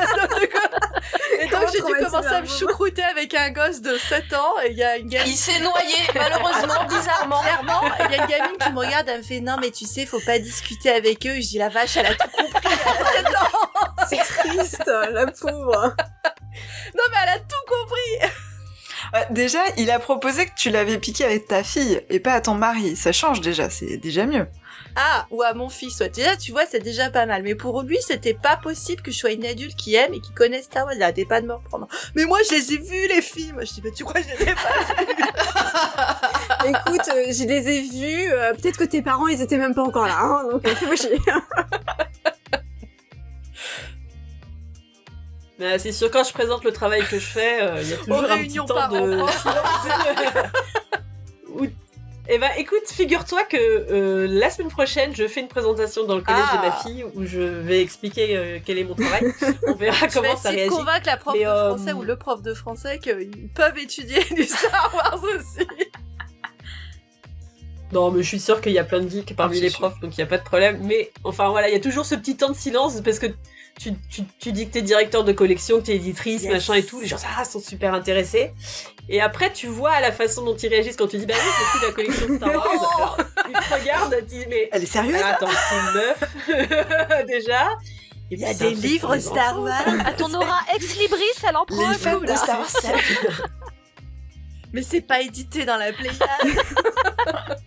Et par contre, si tu tombes sur un fan de Star Wars, alors là, il va pas te lâcher toute la soirée, il va te poser une question, mais sinon, c'est tout l'un vrai tout qu'il y a un l'autre. petit temps de silence. C'est vrai que c'est assez drôle le clash avec le monde professionnel et tout, parce que moi je suis chef de projet dans un cabinet de consulting, donc voilà, c'est le truc très sérieux, machin, les blazers, les PowerPoint, voilà, les trucs un peu chiants. Et du coup, quand on t'explique que à côté de ça, tu fais du cosplay et des podcasts sur Star Wars, les gens te regardent. Mais attends, mais déjà t'as quel âge? Ça, je comprends pas. Ça ne matche pas dans leur cerveau. T'arrives avec ton cosplay de Siri, là, Constance. Ah ouais. C'est ça, je sors mon épée. Qu'est-ce qui se passe, Constance? Qu'est-ce qui vous prend? Bah rien, c'est normal. Je suis hystérique, je t'emmerde. Ouais, je t'emmerde, allez, vas-y. Moi, c'était les clients. Donc j'ai un tatouage Star Wars sur le bras, donc on le voit pas en hiver, mais on le voit forcément en été. Il représente quoi, votre tatouage? Non, rien, c'est abstrait. On va pas commencer à rentrer dans le débat, parce que quand je me dis, c'est un manche de sabre laser, c'est déconstruit et tout. Attends, mais vous êtes fan de Star Wars? Bah ouais, enfin, je sais pas, c'est... T'as l'impression que tu perds 100 points de QI d'un coup. Oh, c'est de la philosophie orientale, ça passera mieux. Ouais, voilà, mais je préfère dire c'est un truc abstrait et les gens ils se font leur propre idée, parce que c'est suffisamment abstrait justement pour qu'on le voit pas tout de suite du premier abord, mais... Bon, les fans de Star Wars les reconnaissent direct. Hein. Mais en fait, tu peux pas être un télo et fan de Star Wars. C'est ça, en fait. Tu peux pas être les deux, comme si l'un empêchait l'autre. Enfin, c'est quand même incroyable, quelque part. Et alors, si en plus t'es une meuf... Non, mais déjà, si t'es une meuf, tu peux pas être un télo. Je tiens. Mais vous cherchez les problèmes, les filles. Ouais, c'est sûr. Vous les accumulez, là, les trucs. Mais en fait, tu te rends compte qu'on est vachement nombreuses, en fait. C'est la beauté, tu vois, de ce casting d'aujourd'hui. C'est que tu te rends compte que, justement, par le biais des différentes personnes avec qui on parle les unes et les autres, on se rend compte qu'on est beaucoup dans cette douce dinguerie, en fait. Ouais, Céline, t'imagines, donc, Céline et moi, ça fait 20 ans qu'on se connaît. On s'est connus par Feu Site Clan. Sur le forum, on était combien de nanas? On était moins que ce qu'on est ce soir, tu vois, on était vraiment... Parce qu'elles avaient pas osé venir, pousser la porte, machin. Ouais, probablement. Hein. Après, on a toujours été super bien traités sur le forum. On n'a jamais eu ce truc de vous êtes pas légitime, etc. C'était au contraire, oh punaise, il y a des filles qui viennent nous voir, venez. On dirait un site de jeu de rôle en ligne. Hein. Est-ce qu'on peut pécho? Non, mais c'est vrai que en plus, c'était même pas ça, tu vois. Enfin, moi, j'ai jamais eu... alors après, je suis très... je vois rien ce qui se passe autour, mais j'ai jamais ressenti, et d'une, ce côté très creepy, tu vois, de meuf, on va pécho, et non, ni ce côté vous n'avez aucune légitimité. Alors qu'à l'époque, on était ados, on avait entre 16 et 18 ans, enfin, tu vois, petite jeune, on aurait très bien pu nous mettre dans le nez, vous êtes pas légitime. Parce qu'on était en pleine période prélogie, donc il y avait énormément de gens qui découvraient Star Wars, se redécouvraient un amour pour Star Wars, donc il y avait un côté très fédérateur quand même. Mais ouais, il y a 20 ans, j'aurais pas imaginé déjà faire un podcast, parce qu'il y a 20 ans, c'était pas très... Si, ça existait, ouais, mais c'était un truc de niche, moyens, quoi. Ouais, voilà. Oui, c'était encore avec limite le téléphone à cadran. Star Wars en direct, justement. Oui, complètement. Fallait représenter, qui commençait déjà. Ouais, c'était les moyens de l'époque. C'était assez impressionnant quand tu reviens en arrière, en fait. Hein. Mais ouais, de voir finalement on a toujours été un peu les extraterrestres à être les seuls nanas à aimer Star Wars dans notre entourage, et de voir maintenant qu'en fait et d'une, de notre génération, on n'est absolument pas les seuls, qu'il y en a beaucoup de personnes, même j'en ai rencontré qui sont 15-20 ans plus âgées que moi, et je trouve ça absolument génial. Je dis mais vous étiez où quand j'étais ado, quoi. Donc c'est vraiment très sympa de voir à quel point en fait le fandom était féminin, mais à quel point maintenant on est aussi dans la lumière et qu'on prend la place. Parce qu'on nous l'a pas donné, hein, on la prend quand même, cette place. C'est pour ça qu'on prend cher aussi. Et de même que Kathleen Kennedy a pris cher, et les actrices ont pris cher, et il y a eu un tel backlash avec la forte présence féminine dans le dernier Jedi notamment, et ça s'est ressenti dans le fandom aussi. Les rélos, mais pas que, en fait, les femmes se sont fait jeter des forums mainstream, se sont fait harceler en ligne, etc. Parce que quand t'es une femme et que tu dois conquérir un nouveau territoire, tu t'en prends plein la tête, quoi. C'est jamais facile, c'est jamais du tout cuit. Et c'est pour ça, oui, il y a encore du travail, que ce soit Kathleen Kennedy ou pour les réalisatrices qui arrivent, ou les actrices elles vont s'en prendre plein la tête, mais elles vont être de plus en plus nombreuses, elles vont être de plus en plus présentes, et je pense qu'on est sur la bonne voie, ouais. Mais c'est long. C'est Je me demande, frustrant. le fait qu'elle soit une fille, c'est pas ça le problème, parce que comme on l'a rappelé, George Lucas il a pris cher, l'acteur qui faisait Jar Jar, Ahmed Best, il a pris cher, les acteurs qui étaient joués dans Star Wars ont pris cher, donc en fait, je pense que c'est peut-être propre à juste les fans de Star Wars, ou quelques-uns, et penser que c'est juste parce que ce sont des filles. Bon, il se trouve que là, ça leur donne une insulte C'est une misogyne, circonstance mais, aggravante quand mais t'es en une fait, femme. De couleur, Ouais, c'est voilà. encore pire. Mais je suis Ouais. pas. Je pense que c'est une erreur de penser, ou si peut-être certaines personnes pensent que faut pas qu'on mette des filles parce que ça va générer plus de haine, c'est pas le cas. Je pense que c'est vraiment propre à la réception de Star Wars qui est compliquée en fait. Par certaines personnes, encore une fois, qui sont une minorité qui gueule beaucoup, mais Mais du coup, toujours. Mais j'ai pas l'impression que du côté de Lucasfilm, ils se retiennent. Enfin, voilà, on parlait de Christina Ariel. Bon, ils ont choisi une femme de couleur pour présenter la Haute République. Et puis, même tout simplement dans la Haute République, il y a qu'à voir le nombre de Jedi femmes. On est très très loin de ce qu'on voyait dans la prélogie, où c'était tous des mecs dans le Conseil Jedi, à part Yaddle. Donc, du coup, on voit vraiment qu'il y a une volonté de se dire on s'en fiche en fait de si ça fait réagir et on continue d'avancer et voilà. Après, je pense que pour le début de la carrière de Kathleen Kennedy en tant que directrice, ça a mis du temps à se mettre en route parce que comme on disait, il y avait plein de choses qu'il fallait changer, modifier, attendre aussi que des femmes soient suffisamment nombreuses aussi pour un vivier suffisamment nombreux pour venir piocher dedans. Mais là, je pense que non, ils ont pas froid aux yeux. C'est dommage qu'il y ait eu le loupé avec Gina Carano. Ouais, c'est ça son nom.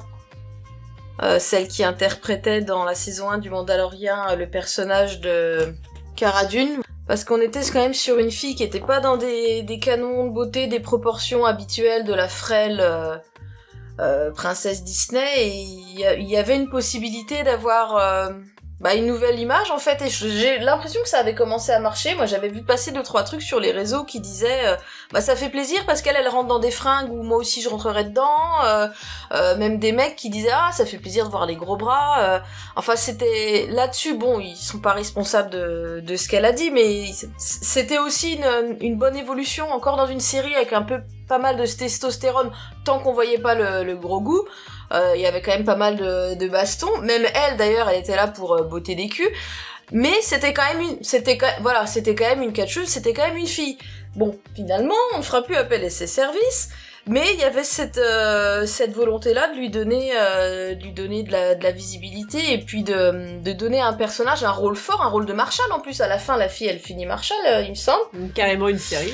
mais ouais. je l'ai dit, c'est pas parce que t'es une femme alors quand t'es une femme réalisatrice, productrice, une actrice, un machin, que tu vas pas faire de la merde, dire des conneries. Oui, faire voilà. Des scénarios pourris. Mais c'est bien juste- finalement, ça c'est met la juste qu'on parité. bouffe la merde des mecs depuis suffisamment de temps qu'on peut aussi prendre celle des femmes, ce sera aussi bien. C'est juste qu'on veut avoir des visions différentes en fait, et que il y a 50%, donc autant avoir 50% de la représentation avec des visions différentes. Et oui, sur le long, on aura sûrement des conneries et des connes. Mais on a pas mal de connards, comme on en a rappelé quelques-uns en passant. Ouais, il tu faut vois, équilibrer. avec Weinstein ou machin, etc. Donc, c'est la fameuse phrase du on verra la parité le jour où t'auras une femme de pouvoir incompétente. Ah, j'y pense. On a déjà eu Edith Cresson, c'est bon Phobos, là. tu- On est bonne. Oui. Oh, c'était pas une femme de pouvoir, la mère Pas Edith. beaucoup. Phobos, t'avais Oui, la pauvre. quelque chose à... Tu voulais prendre la parole tout à l'heure. Non, mais je voulais juste rappeler que, certes, Lucasfilm, on l'a dit, quand il s'agit de mettre des actrices, ils le font, il n'y a pas de souci, mais d'un côté, est-ce qu'ils les protègent vraiment ? Parce qu'on rappelle quand même que Daisy Ridley et Kelly Marie Tran ont dû fermer leur compte sur les réseaux sociaux face au harcèlement qu'elles subissaient, et pour le coup, c'était un harcèlement quand même misogyne, avec plein de commentaires sur leur apparence, comme quoi elles n'étaient pas assez belles, comme quoi Daisy Ridley, elle n'avait pas assez de seins. Kelly Marie Tran a aussi reçu toutes sortes de commentaires racistes, et c'est la même chose d'ailleurs pour Andy Gutiérrez, donc, qui est latina, et Christina Ariel, qui est une femme noire, qui subissent aussi énormément de commentaires racistes en ligne. Et un des reproches qui a été fait à Lucasfilm, c'est en fait, c'est quoi le soutien que vous donnez à à vos employés, littéralement, pour faire face à ça? Bah rien. Parce que vous les mettez sur le devant de la scène et tout, et effectivement, la réponse, c'est visiblement pas grand-chose. Et c'est... Ah, tu crois qu'il n'y a pas... en même temps, comment tu veux qu'il y a une contrôler équipe de communication derrière tout ça. Ils ont très peu communiqué de mémoire sur le sujet, tu vois, de dire à la fanbase, genre, calmez-vous, ou on condamne fortement le harcèlement qui a eu lieu, etc. Ils ont extrêmement peu communiqué, en fait, face à tout ça. Et c'est assez dommage, parce que du coup, ça n'encourage peut-être pas... Mais tu crois que ça les aurait vraiment... Je sais pas, mais en tout cas, ça montre que... Au contraire, il y a Kennedy qui prend la défense. Ça montre que, on va encore tout bêtement, tu vois, l'employeur est du côté de ses employés, et que, voilà, ils prennent leur défense, quoi. Moi, je dirais qu'ils ont fait un truc qui est moche sur l'officiel, c'est que quand ils font sans arrêt les célébrations des anniversaires de leurs acteurs, ils ont très longtemps oublié Kelly Marie Tran. Ils souhaitent les anniversaires de tous leurs acteurs. Tu les voyais passer, ça défilait. Kelly Marie Tran, ils ont zappé son anniversaire. Je sais pas s'ils l'ont. Je crois qu'ils l'ont enfin peut-être célébré l'année dernière parce qu'entre temps il y a eu Raya ou machin, j'en sais rien. Mais elle a été systématiquement oubliée et c'était un truc qu'on faisait tout le temps sur Twitter. Chaque fois qu'il y avait son anniversaire qui tombait, tout le monde le célébrait en disant cowards at Disney parce qu'il l'avait encore zappé, quoi. Il y a un déni là qui est quand même assez criant quand même. On peut faire un parallèle un peu avec, par exemple, les équipes de foot et leurs supporters.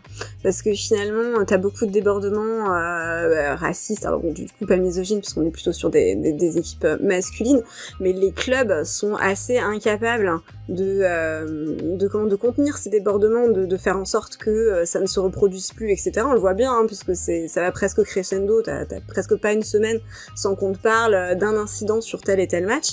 Et je pense qu'en fait...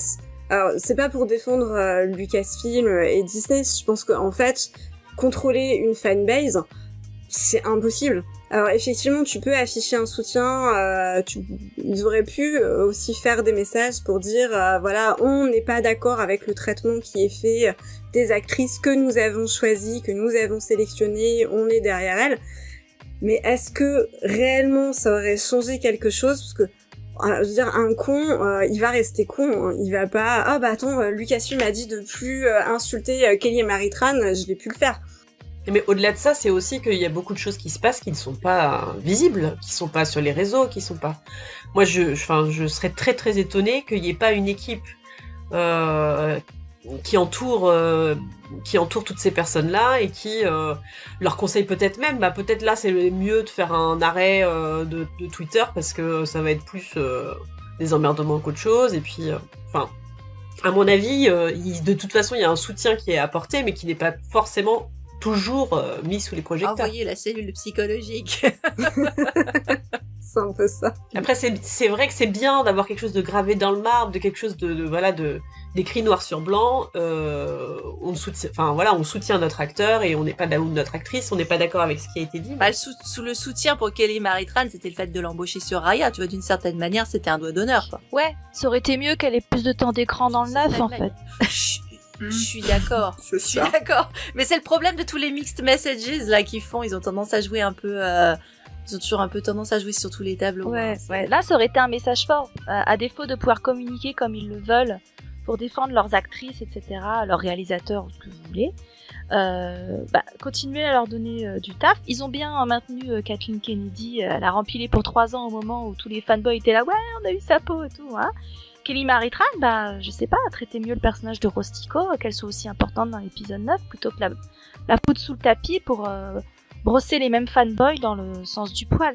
Parce que alors là, pour le coup, ça aurait été un message fort de juste continuer à faire vivre le personnage et à soutenir l'actrice envers et contre tout la menace fandom et ce que vous voulez, quoi.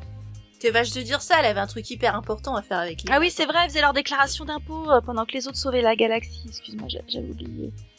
Non, c'est hyper important, tu veux pas être en retard. Quelque part, le fait d'avoir renvoyé Gina Carano, c'était quand même un geste fort pour dire on n'accepte pas les gens qui sont intolérants, en fait. Ouais, enfin, d'un autre côté, t'embauches Quantic Dream pour faire un jeu vidéo Star Wars. Enfin, tu vois, on est encore dans le mixed signal où d'un côté on te dit blanc et puis en fait on fait tout le contraire dans ton dos, quoi. Ouais, mais je pense que les studios de jeux vidéo sont peut-être moins visibles que Gina Carano. Quelque part, elle était devenue un peu un des visages de Star Wars. T'as déjà un super backlash sur Eclipse, hein, quand tu vas sur Twitter et que tu vois tout le blackout, enfin le hashtag blackout Eclipse, ça a quand même pris vachement d'ampleur dans les quelques jours qu'on suivi l'annonce du jeu par le studio. Justement parce que tous les fans, les femmes, les queers, tous les gens qui sont un peu pas dans la norme homme blanc finalement ont pris ça comme un gros doigt d'honneur en plein dans leur face. Hein. D'ailleurs, ouais, il faut puis on voit bien savoir qu'ils essayent de nous piquer Twilight avec ce titre. Ah non, mon Dieu. Bah ça se sent, ça s'est vu. Ouais, non. Je préfère oublier, tu vois. Pas de vampire qui brille dans le jeu. Phobos, t'allais dire quelque chose? Ouais, non, j'allais dire une anecdote sur le studio. Quantic Dream, ils sont basés à Paris.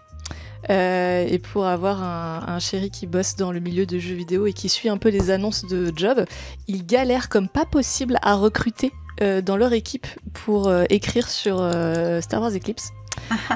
Donc voilà, et c'est probablement lié au backlash. C'est pour ça qu'il est il y a des places de filles à prendre alors. Ouais, mais est-ce que tu veux bosser avec ce mec? Je suis pas sûre. Mais là, c'est ça.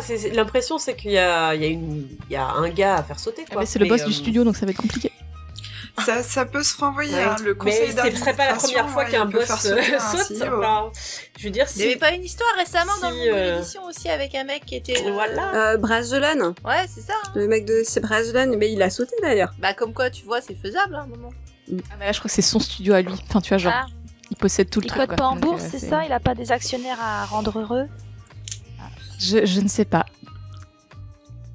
Non, mais il peut décider, lui, de se retirer de la production, d'être juste...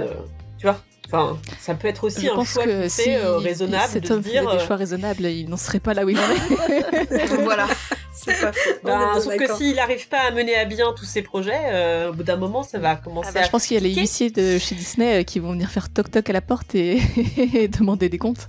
C'est sûr. Ouais, parce que là, le jeu, il a déjà pris pas mal de retard. Je crois qu'il était annoncé pour 2025-2026, et là, il parle de quelque chose entre 2027 et 2029. Tu vas par là, on entend encore le Lego. J'étais sûre que t'allais le dire.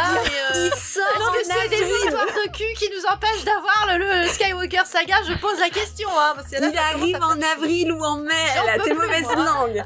Il arrive. Non, mais c'est vrai que quand t'as 2 développeurs pour un jeu, alors que t'en avais prévu 15, forcément, ton planning, il en prend un petit coup, quoi. Les bras cassés, je te jure. Non, mais... Eh ben, tu vois, hein, si c'était des femmes à la tête de ça, le jeu, il serait plié, il serait vendu. Mais bien sûr. Girl power. Ouais, oui. Mais du coup, c'est le fait qu'il y ait... est-ce que c'est parce qu'il y a beaucoup des femmes qui veulent plus travailler non plus là-dedans qui fait que...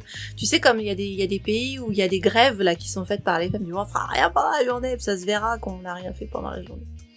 Parce que ça peut jouer. Mais je suis pas sûre que ce soit que les femmes aussi. Le problème, c'était aussi les conditions de travail qui étaient... En fait, il est toxique pour tout le monde, ce mec. Particulièrement pour les femmes et les minorités, mais en fait voilà, quand tu lis, alors il y a eu des articles, je crois que c'est Mediapart ou Le Monde, ou les deux d'ailleurs, qui ont fait des reportages il y a pas très longtemps, c'était avant l'annonce d'Eclipse, sur justement ce studio, et dire qu'en fait c'est juste un environnement de travail hyper toxique, que tu sois un homme, une femme, que tu sois blanc, que tu sois noir. Alors, t'en prends beaucoup plus pour ta gueule quand t'es une femme, mais clairement, c'est le genre d'endroit où t'as pas envie de bosser, clairement. Ou alors c'est vraiment que t'as absolument pas de choix, t'as même plus de chômage, t'as plus rien. C'est limite le couteau sous la gorge que tu vas bosser, quoi. Donc, faut que tu l'emmènes à la piscine avec ton fils avec ton sac à dos Kylo Ren. Un accident est vite arrivé. Il va te dire... Mais il va te dire, mais non, mais les sacs à dos Kylo Ren, c'est pour les garçons. Voilà. Alors que ça peut être si simple. Ouais, ce qui se féminise aussi un petit peu pour repartir un peu sur Lucasfilm, machin, tout ça, et voilà, on va faire appel à la très grande expérience de Lucille. C'est évidemment quand même tout l'univers étendu. Donc on voit, depuis l'arrivée de Disney dans l'univers étendu, alors malgré le fait qu'ils aient mis aux oubliettes tout ce qui s'était fait avant et que je leur ai toujours pas pardonné. C'est pas aux oubliettes. Ah, c'est un univers parallèle, enfin bon, bref, je suis toujours fâchée avec eux pour ça, mais ça c'est mon problème, c'est pas le vôtre. Non, on voit quand même qu'il y a une très très grosse évolution, là où on avait vraiment qu'une poignée d'autrices jusqu'au début des années 2000, bah là on se retrouve avec toute une pelletée de nouvelles autrices, on le voit bien dans la Haute République notamment, avec en plus celles qui ont été annoncées pour se joindre aux 5 Luminus de départ, donc il y a 2 ou 3 autres femmes. On le voit aussi dans les comics. Alors dans les comics, c'est très très parlant puisque j'ai essayé de compiler un petit peu des données, de savoir qui étaient les autrices, les illustratrices sous l'ère Disney, sous l'ère Lucas. En gros, chez Lucas, j'ai trouvé que 2 autrices, dont une qui est également illustratrice, et donc 2 illustratrices, dont une qui était également autrice, alors que actuellement, donc chez Marvel et chez IDW, on a énormément, tout est relatif, mais on a beaucoup ça s'est féminisé à la fois dans l'écriture et à la fois au dessin, et ça donne vraiment la part belle à beaucoup de femmes talentueuses. Je pense notamment à Elsa Chartier, Cocorico. Voilà, c'est vraiment très agréable de voir qu'on reconnaît aussi le talent des femmes au niveau créatif pur. Ouais, carrément. Alors moi, je me suis aussi amusée un peu à rechercher les autrices. En fait, j'avais quand même le souvenir de beaucoup de romancières femmes, de romancières que je lisais au moment du Légende. Donc, parce que donc tu disais une petite poignée. Finalement, elles n'étaient pas si peu nombreuses que ça.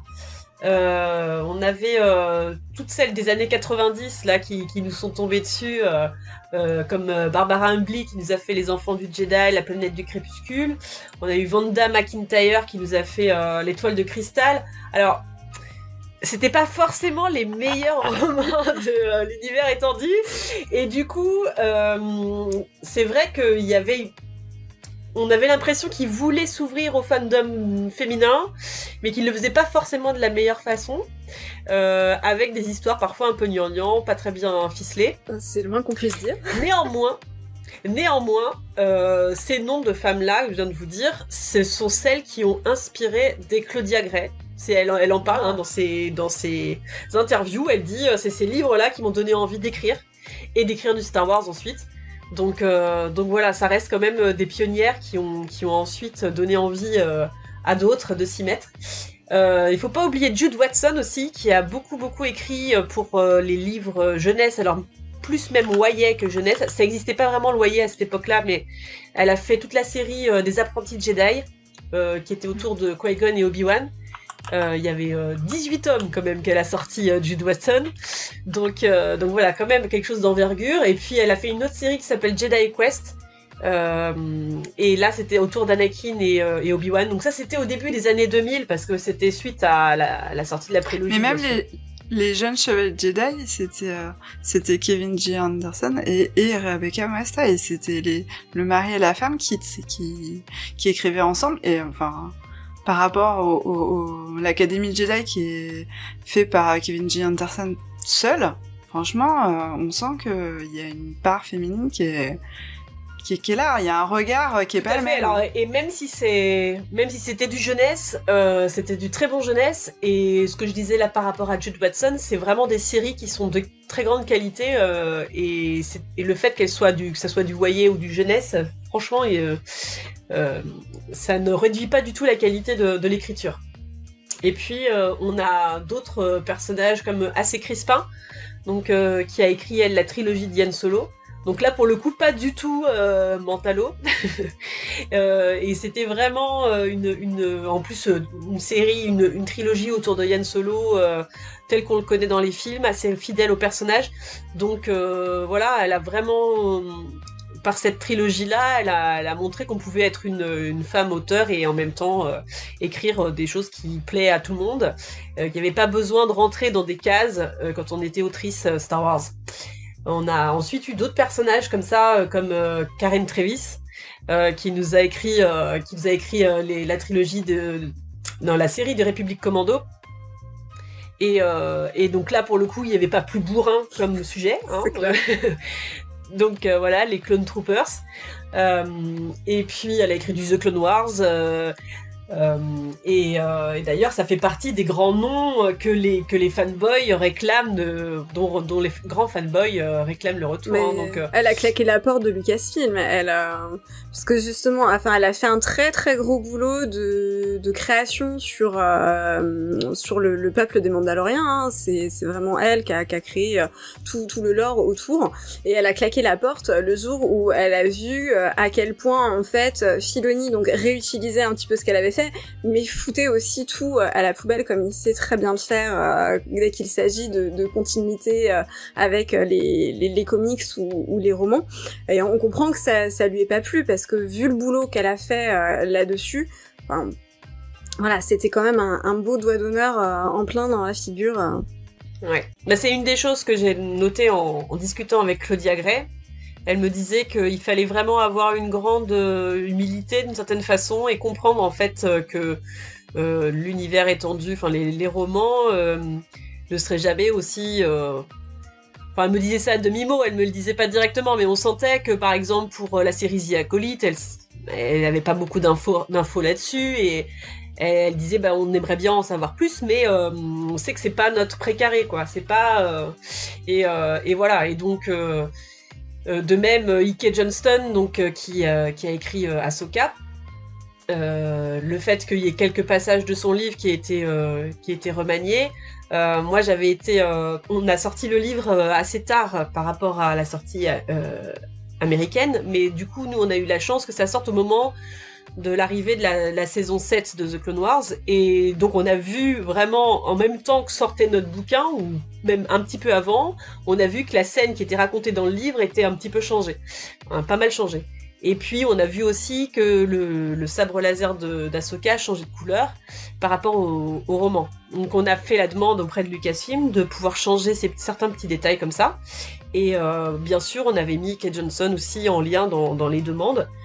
Et on sentait qu'elle répondait en disant bon bah s'il faut il faut quoi, mais bon c'est du bout des lèvres, et en fait on sentait bien que la personne qui était décisionnaire c'était Jennifer Edel qui s'occupe de tout le publishing Star Wars chez Lucasfilm, et voilà, il y a vraiment cette idée là que quand on écrit pour Star Wars, ben on participe à la création commune avec tout le monde, mais que ça reste pas son bébé quoi. On écrit pour écrire dans la saga, avec des codes qui préexistent, avec tout un univers qui préexiste, et il faut aussi accepter qu'il y ait des choses qui puissent bouger dans ce qu'on a écrit, qui puissent être réutilisées, remaniées.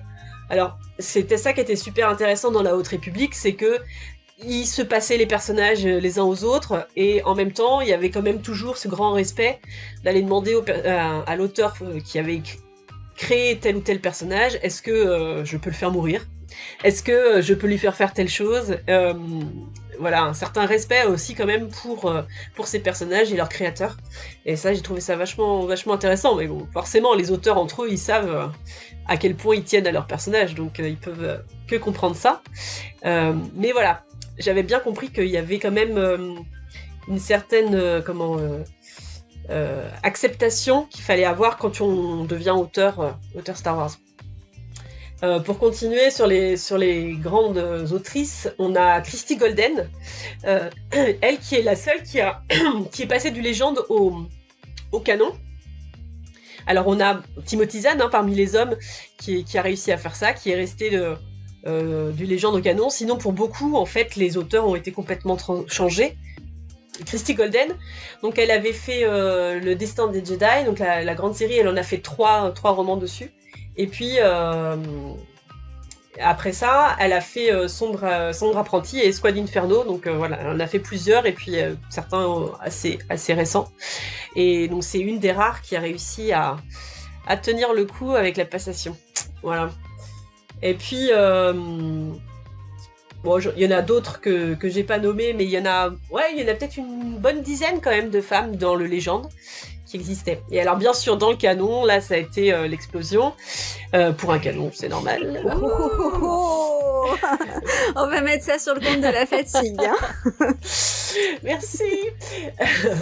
Et moi voilà, donc bon, vous les connaissez, Claudia Gray, donc Kate Johnston dont on parlait, qui de son côté, donc avec Ahsoka, elle a aussi sorti une trilogie sur Padmé, donc vraiment mettant les femmes en avant.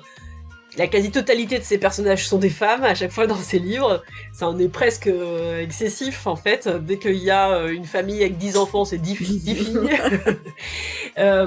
Explosion voilà, de verre. Elle a compris en fait qu'il fallait tomber dans l'excès inverse pour rééquilibrer. Voilà, donc Kate Johnston qui brille là-dessus, mais Claudia Gray par exemple va vraiment plaire à n'importe quel lectorat, que ce soit homme ou femme. Et on le voit entre autres avec Étoile perdue, où elle a réussi vraiment à faire passer une romance et la faire aimer à des lecteurs mecs aussi, alors que c'était en plus du voyeur. Enfin voilà, donc vraiment gros coup de force. J'allais dire un truc à ce sujet, si tu me permets, Lucille. Justement ouais, sur le lectorat masculin qui a pu lire tout plein de trucs, d'accepter comme ça, voilà, de lire des romans de femmes, d'apprécier des intrigues pas forcément que bourrines, voire des intrigues amoureuses et des trucs un peu à l'eau de rose, eh ben ça donne aussi de la visibilité à cette petite partie du lectorat, hein, c'est quand même pas énorme, mais moi j'en connais quelques-uns qui assument clairement les romances, qui assument le rélo, qui sont contents d'en parler avec nous, les meufs, et qui peuvent se permettre de faire sortir comme ça leur côté beaucoup plus sensible ou romantique avec la partie féminine du fandom. Parce qu'ils le font pas forcément avec les autres, même sur nous, les petites communautés dont on peut faire partie, hein, Iris, Céline, vous voyez, sur le Discord où on est, il y a du bourrin, puis il y a du sensible, puis il y a de l'entre-les-deux, puis parfois quand tu discutes avec le bourrin, tu te rends compte qu'en fait il a des petits points sensibles, mais qu'il le dira pas devant tout le monde, mais que t'as des œuvres franchement comme ça qui ont tendu une perche pour que, pourquoi pas, dans ton univers préféré, tu puisses aussi mettre place à des choses, des aspirations un peu plus terre à terre, mais tout simplement comme un truc un peu romantique qui nous plaît un peu plus globalement à nous les filles, même si ça manque de cul, hein, disons-le quand même dans Star Wars. Lucille, tu prends des notes, s'il te plaît. Mais non, Claudia Gray justement est là pour en remettre un petit peu. Bon, ça reste un peu ça. Regarde la culotte, hein. Parce qu'elle est dans le... Et puis regardez la Haute République quand même, on a des Jedi qui... c'est vrai, faut vraiment que je mette à la Haute République là. Mais oui, tu lui as pas elle n'a rien spoilé du tout. Attends, c'était le premier truc à dire. Par là, hein, c'est vraiment, c'est spicy, mais le temps d'une demi-seconde. Ah, vite fait. Sinon, pour ça, t'as 257 000 fanfics sur AO3, hein, t'as de quoi faire. Oui, non, je sais. Voilà, c'est ça, voilà, il y a déjà... Là, il y a ce qu'il faut. Ouais, allez trouver quelqu'un là-dedans, là. Et d'ailleurs... Bon, voilà, et juste terminer sur le fait que... Juste terminer sur le fait qu'il y a beaucoup d'autrices présentes dans tout ce qui est guide et beaux livres. Et là, elles sont, à mon avis, même majoritaires.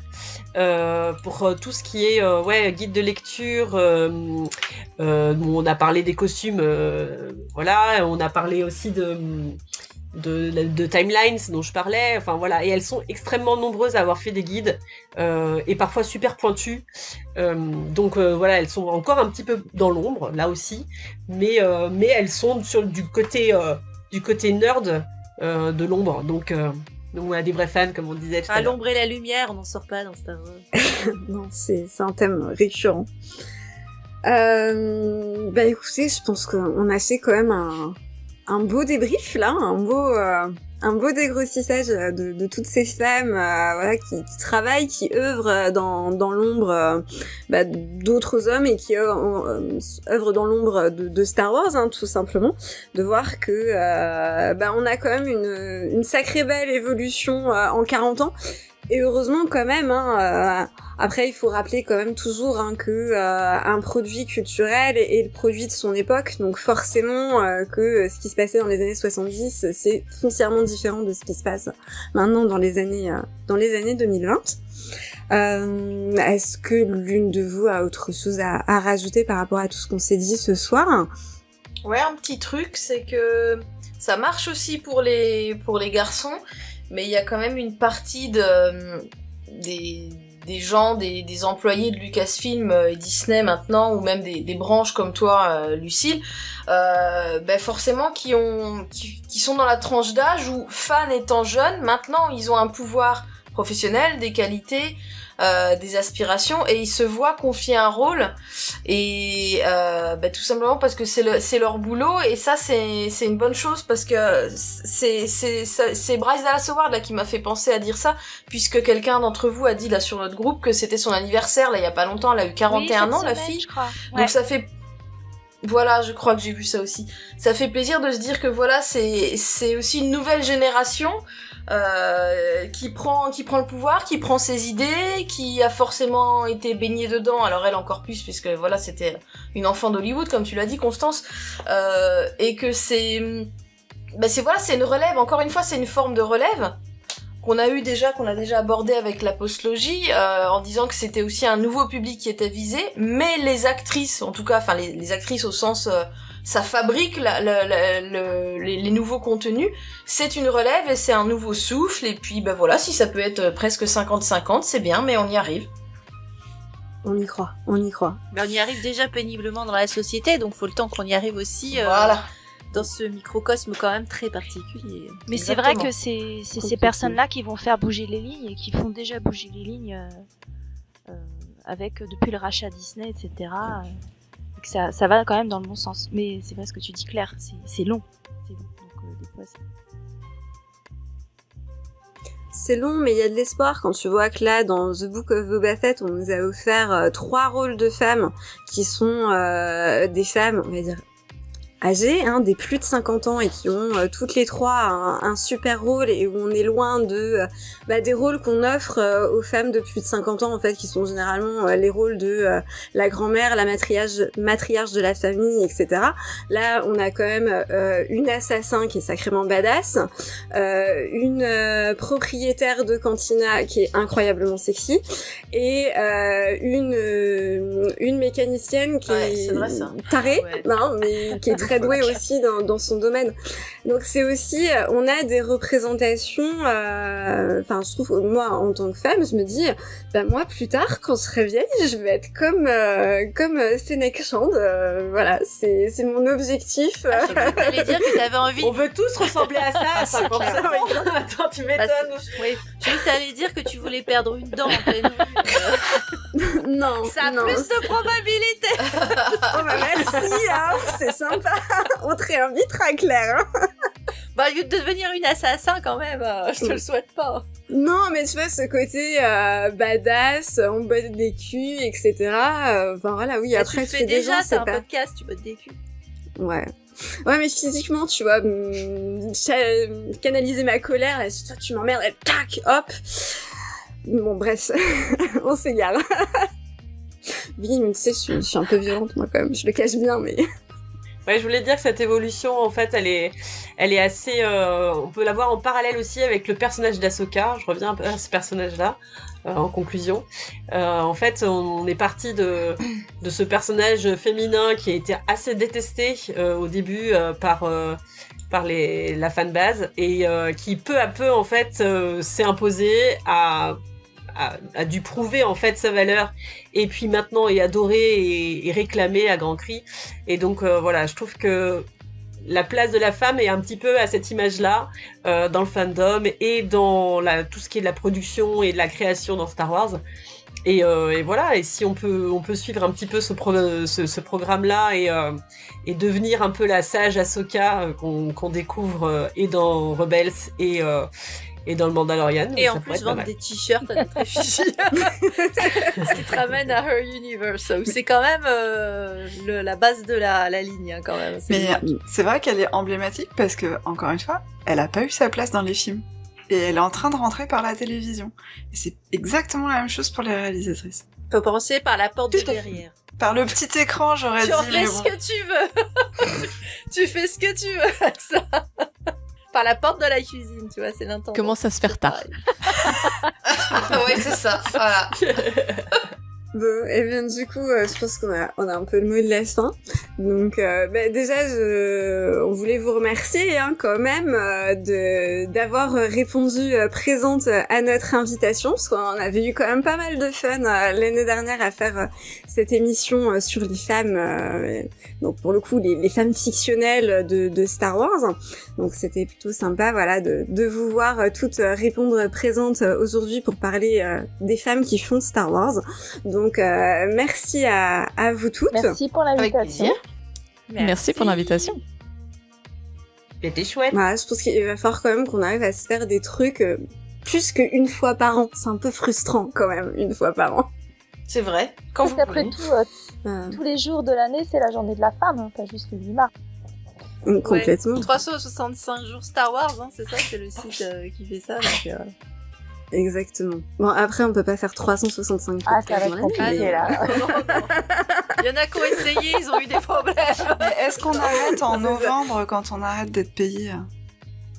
Ah, intéressant. Eh oui. J'avais pas pensé à cette date-là, ouais. Effectivement, c'est très symbolique. Bon, en même temps, on n'est pas payé pour faire des podcasts, donc je sais pas si C'est c'est grand, si symbolique que ça, mais... Ah merde! Mais j'avais envoyé mon RIB, moi, tout à l'heure, pourtant, dans le groupe. J'étais pas prévenue. T'as pas lu les petits caractères en bas, là? C'est ça, les petites lignes. Ah merde, ça tombe le mois de mon anniversaire en plus, tu vois, donc c'est quand même une bonne fête. Youpi. C'est ton anniversaire? Oh, c'est ballot. Bon, bah écoutez, on se dit à très bientôt, du coup. Merci encore d'avoir répondu présente. Merci encore pour ces échanges. Et puis, que la force soit avec vous. Bye bye. Salut. Bye bye. Ciao. Merci. Salut mesdames. Bye bye à toutes. Bonne soirée.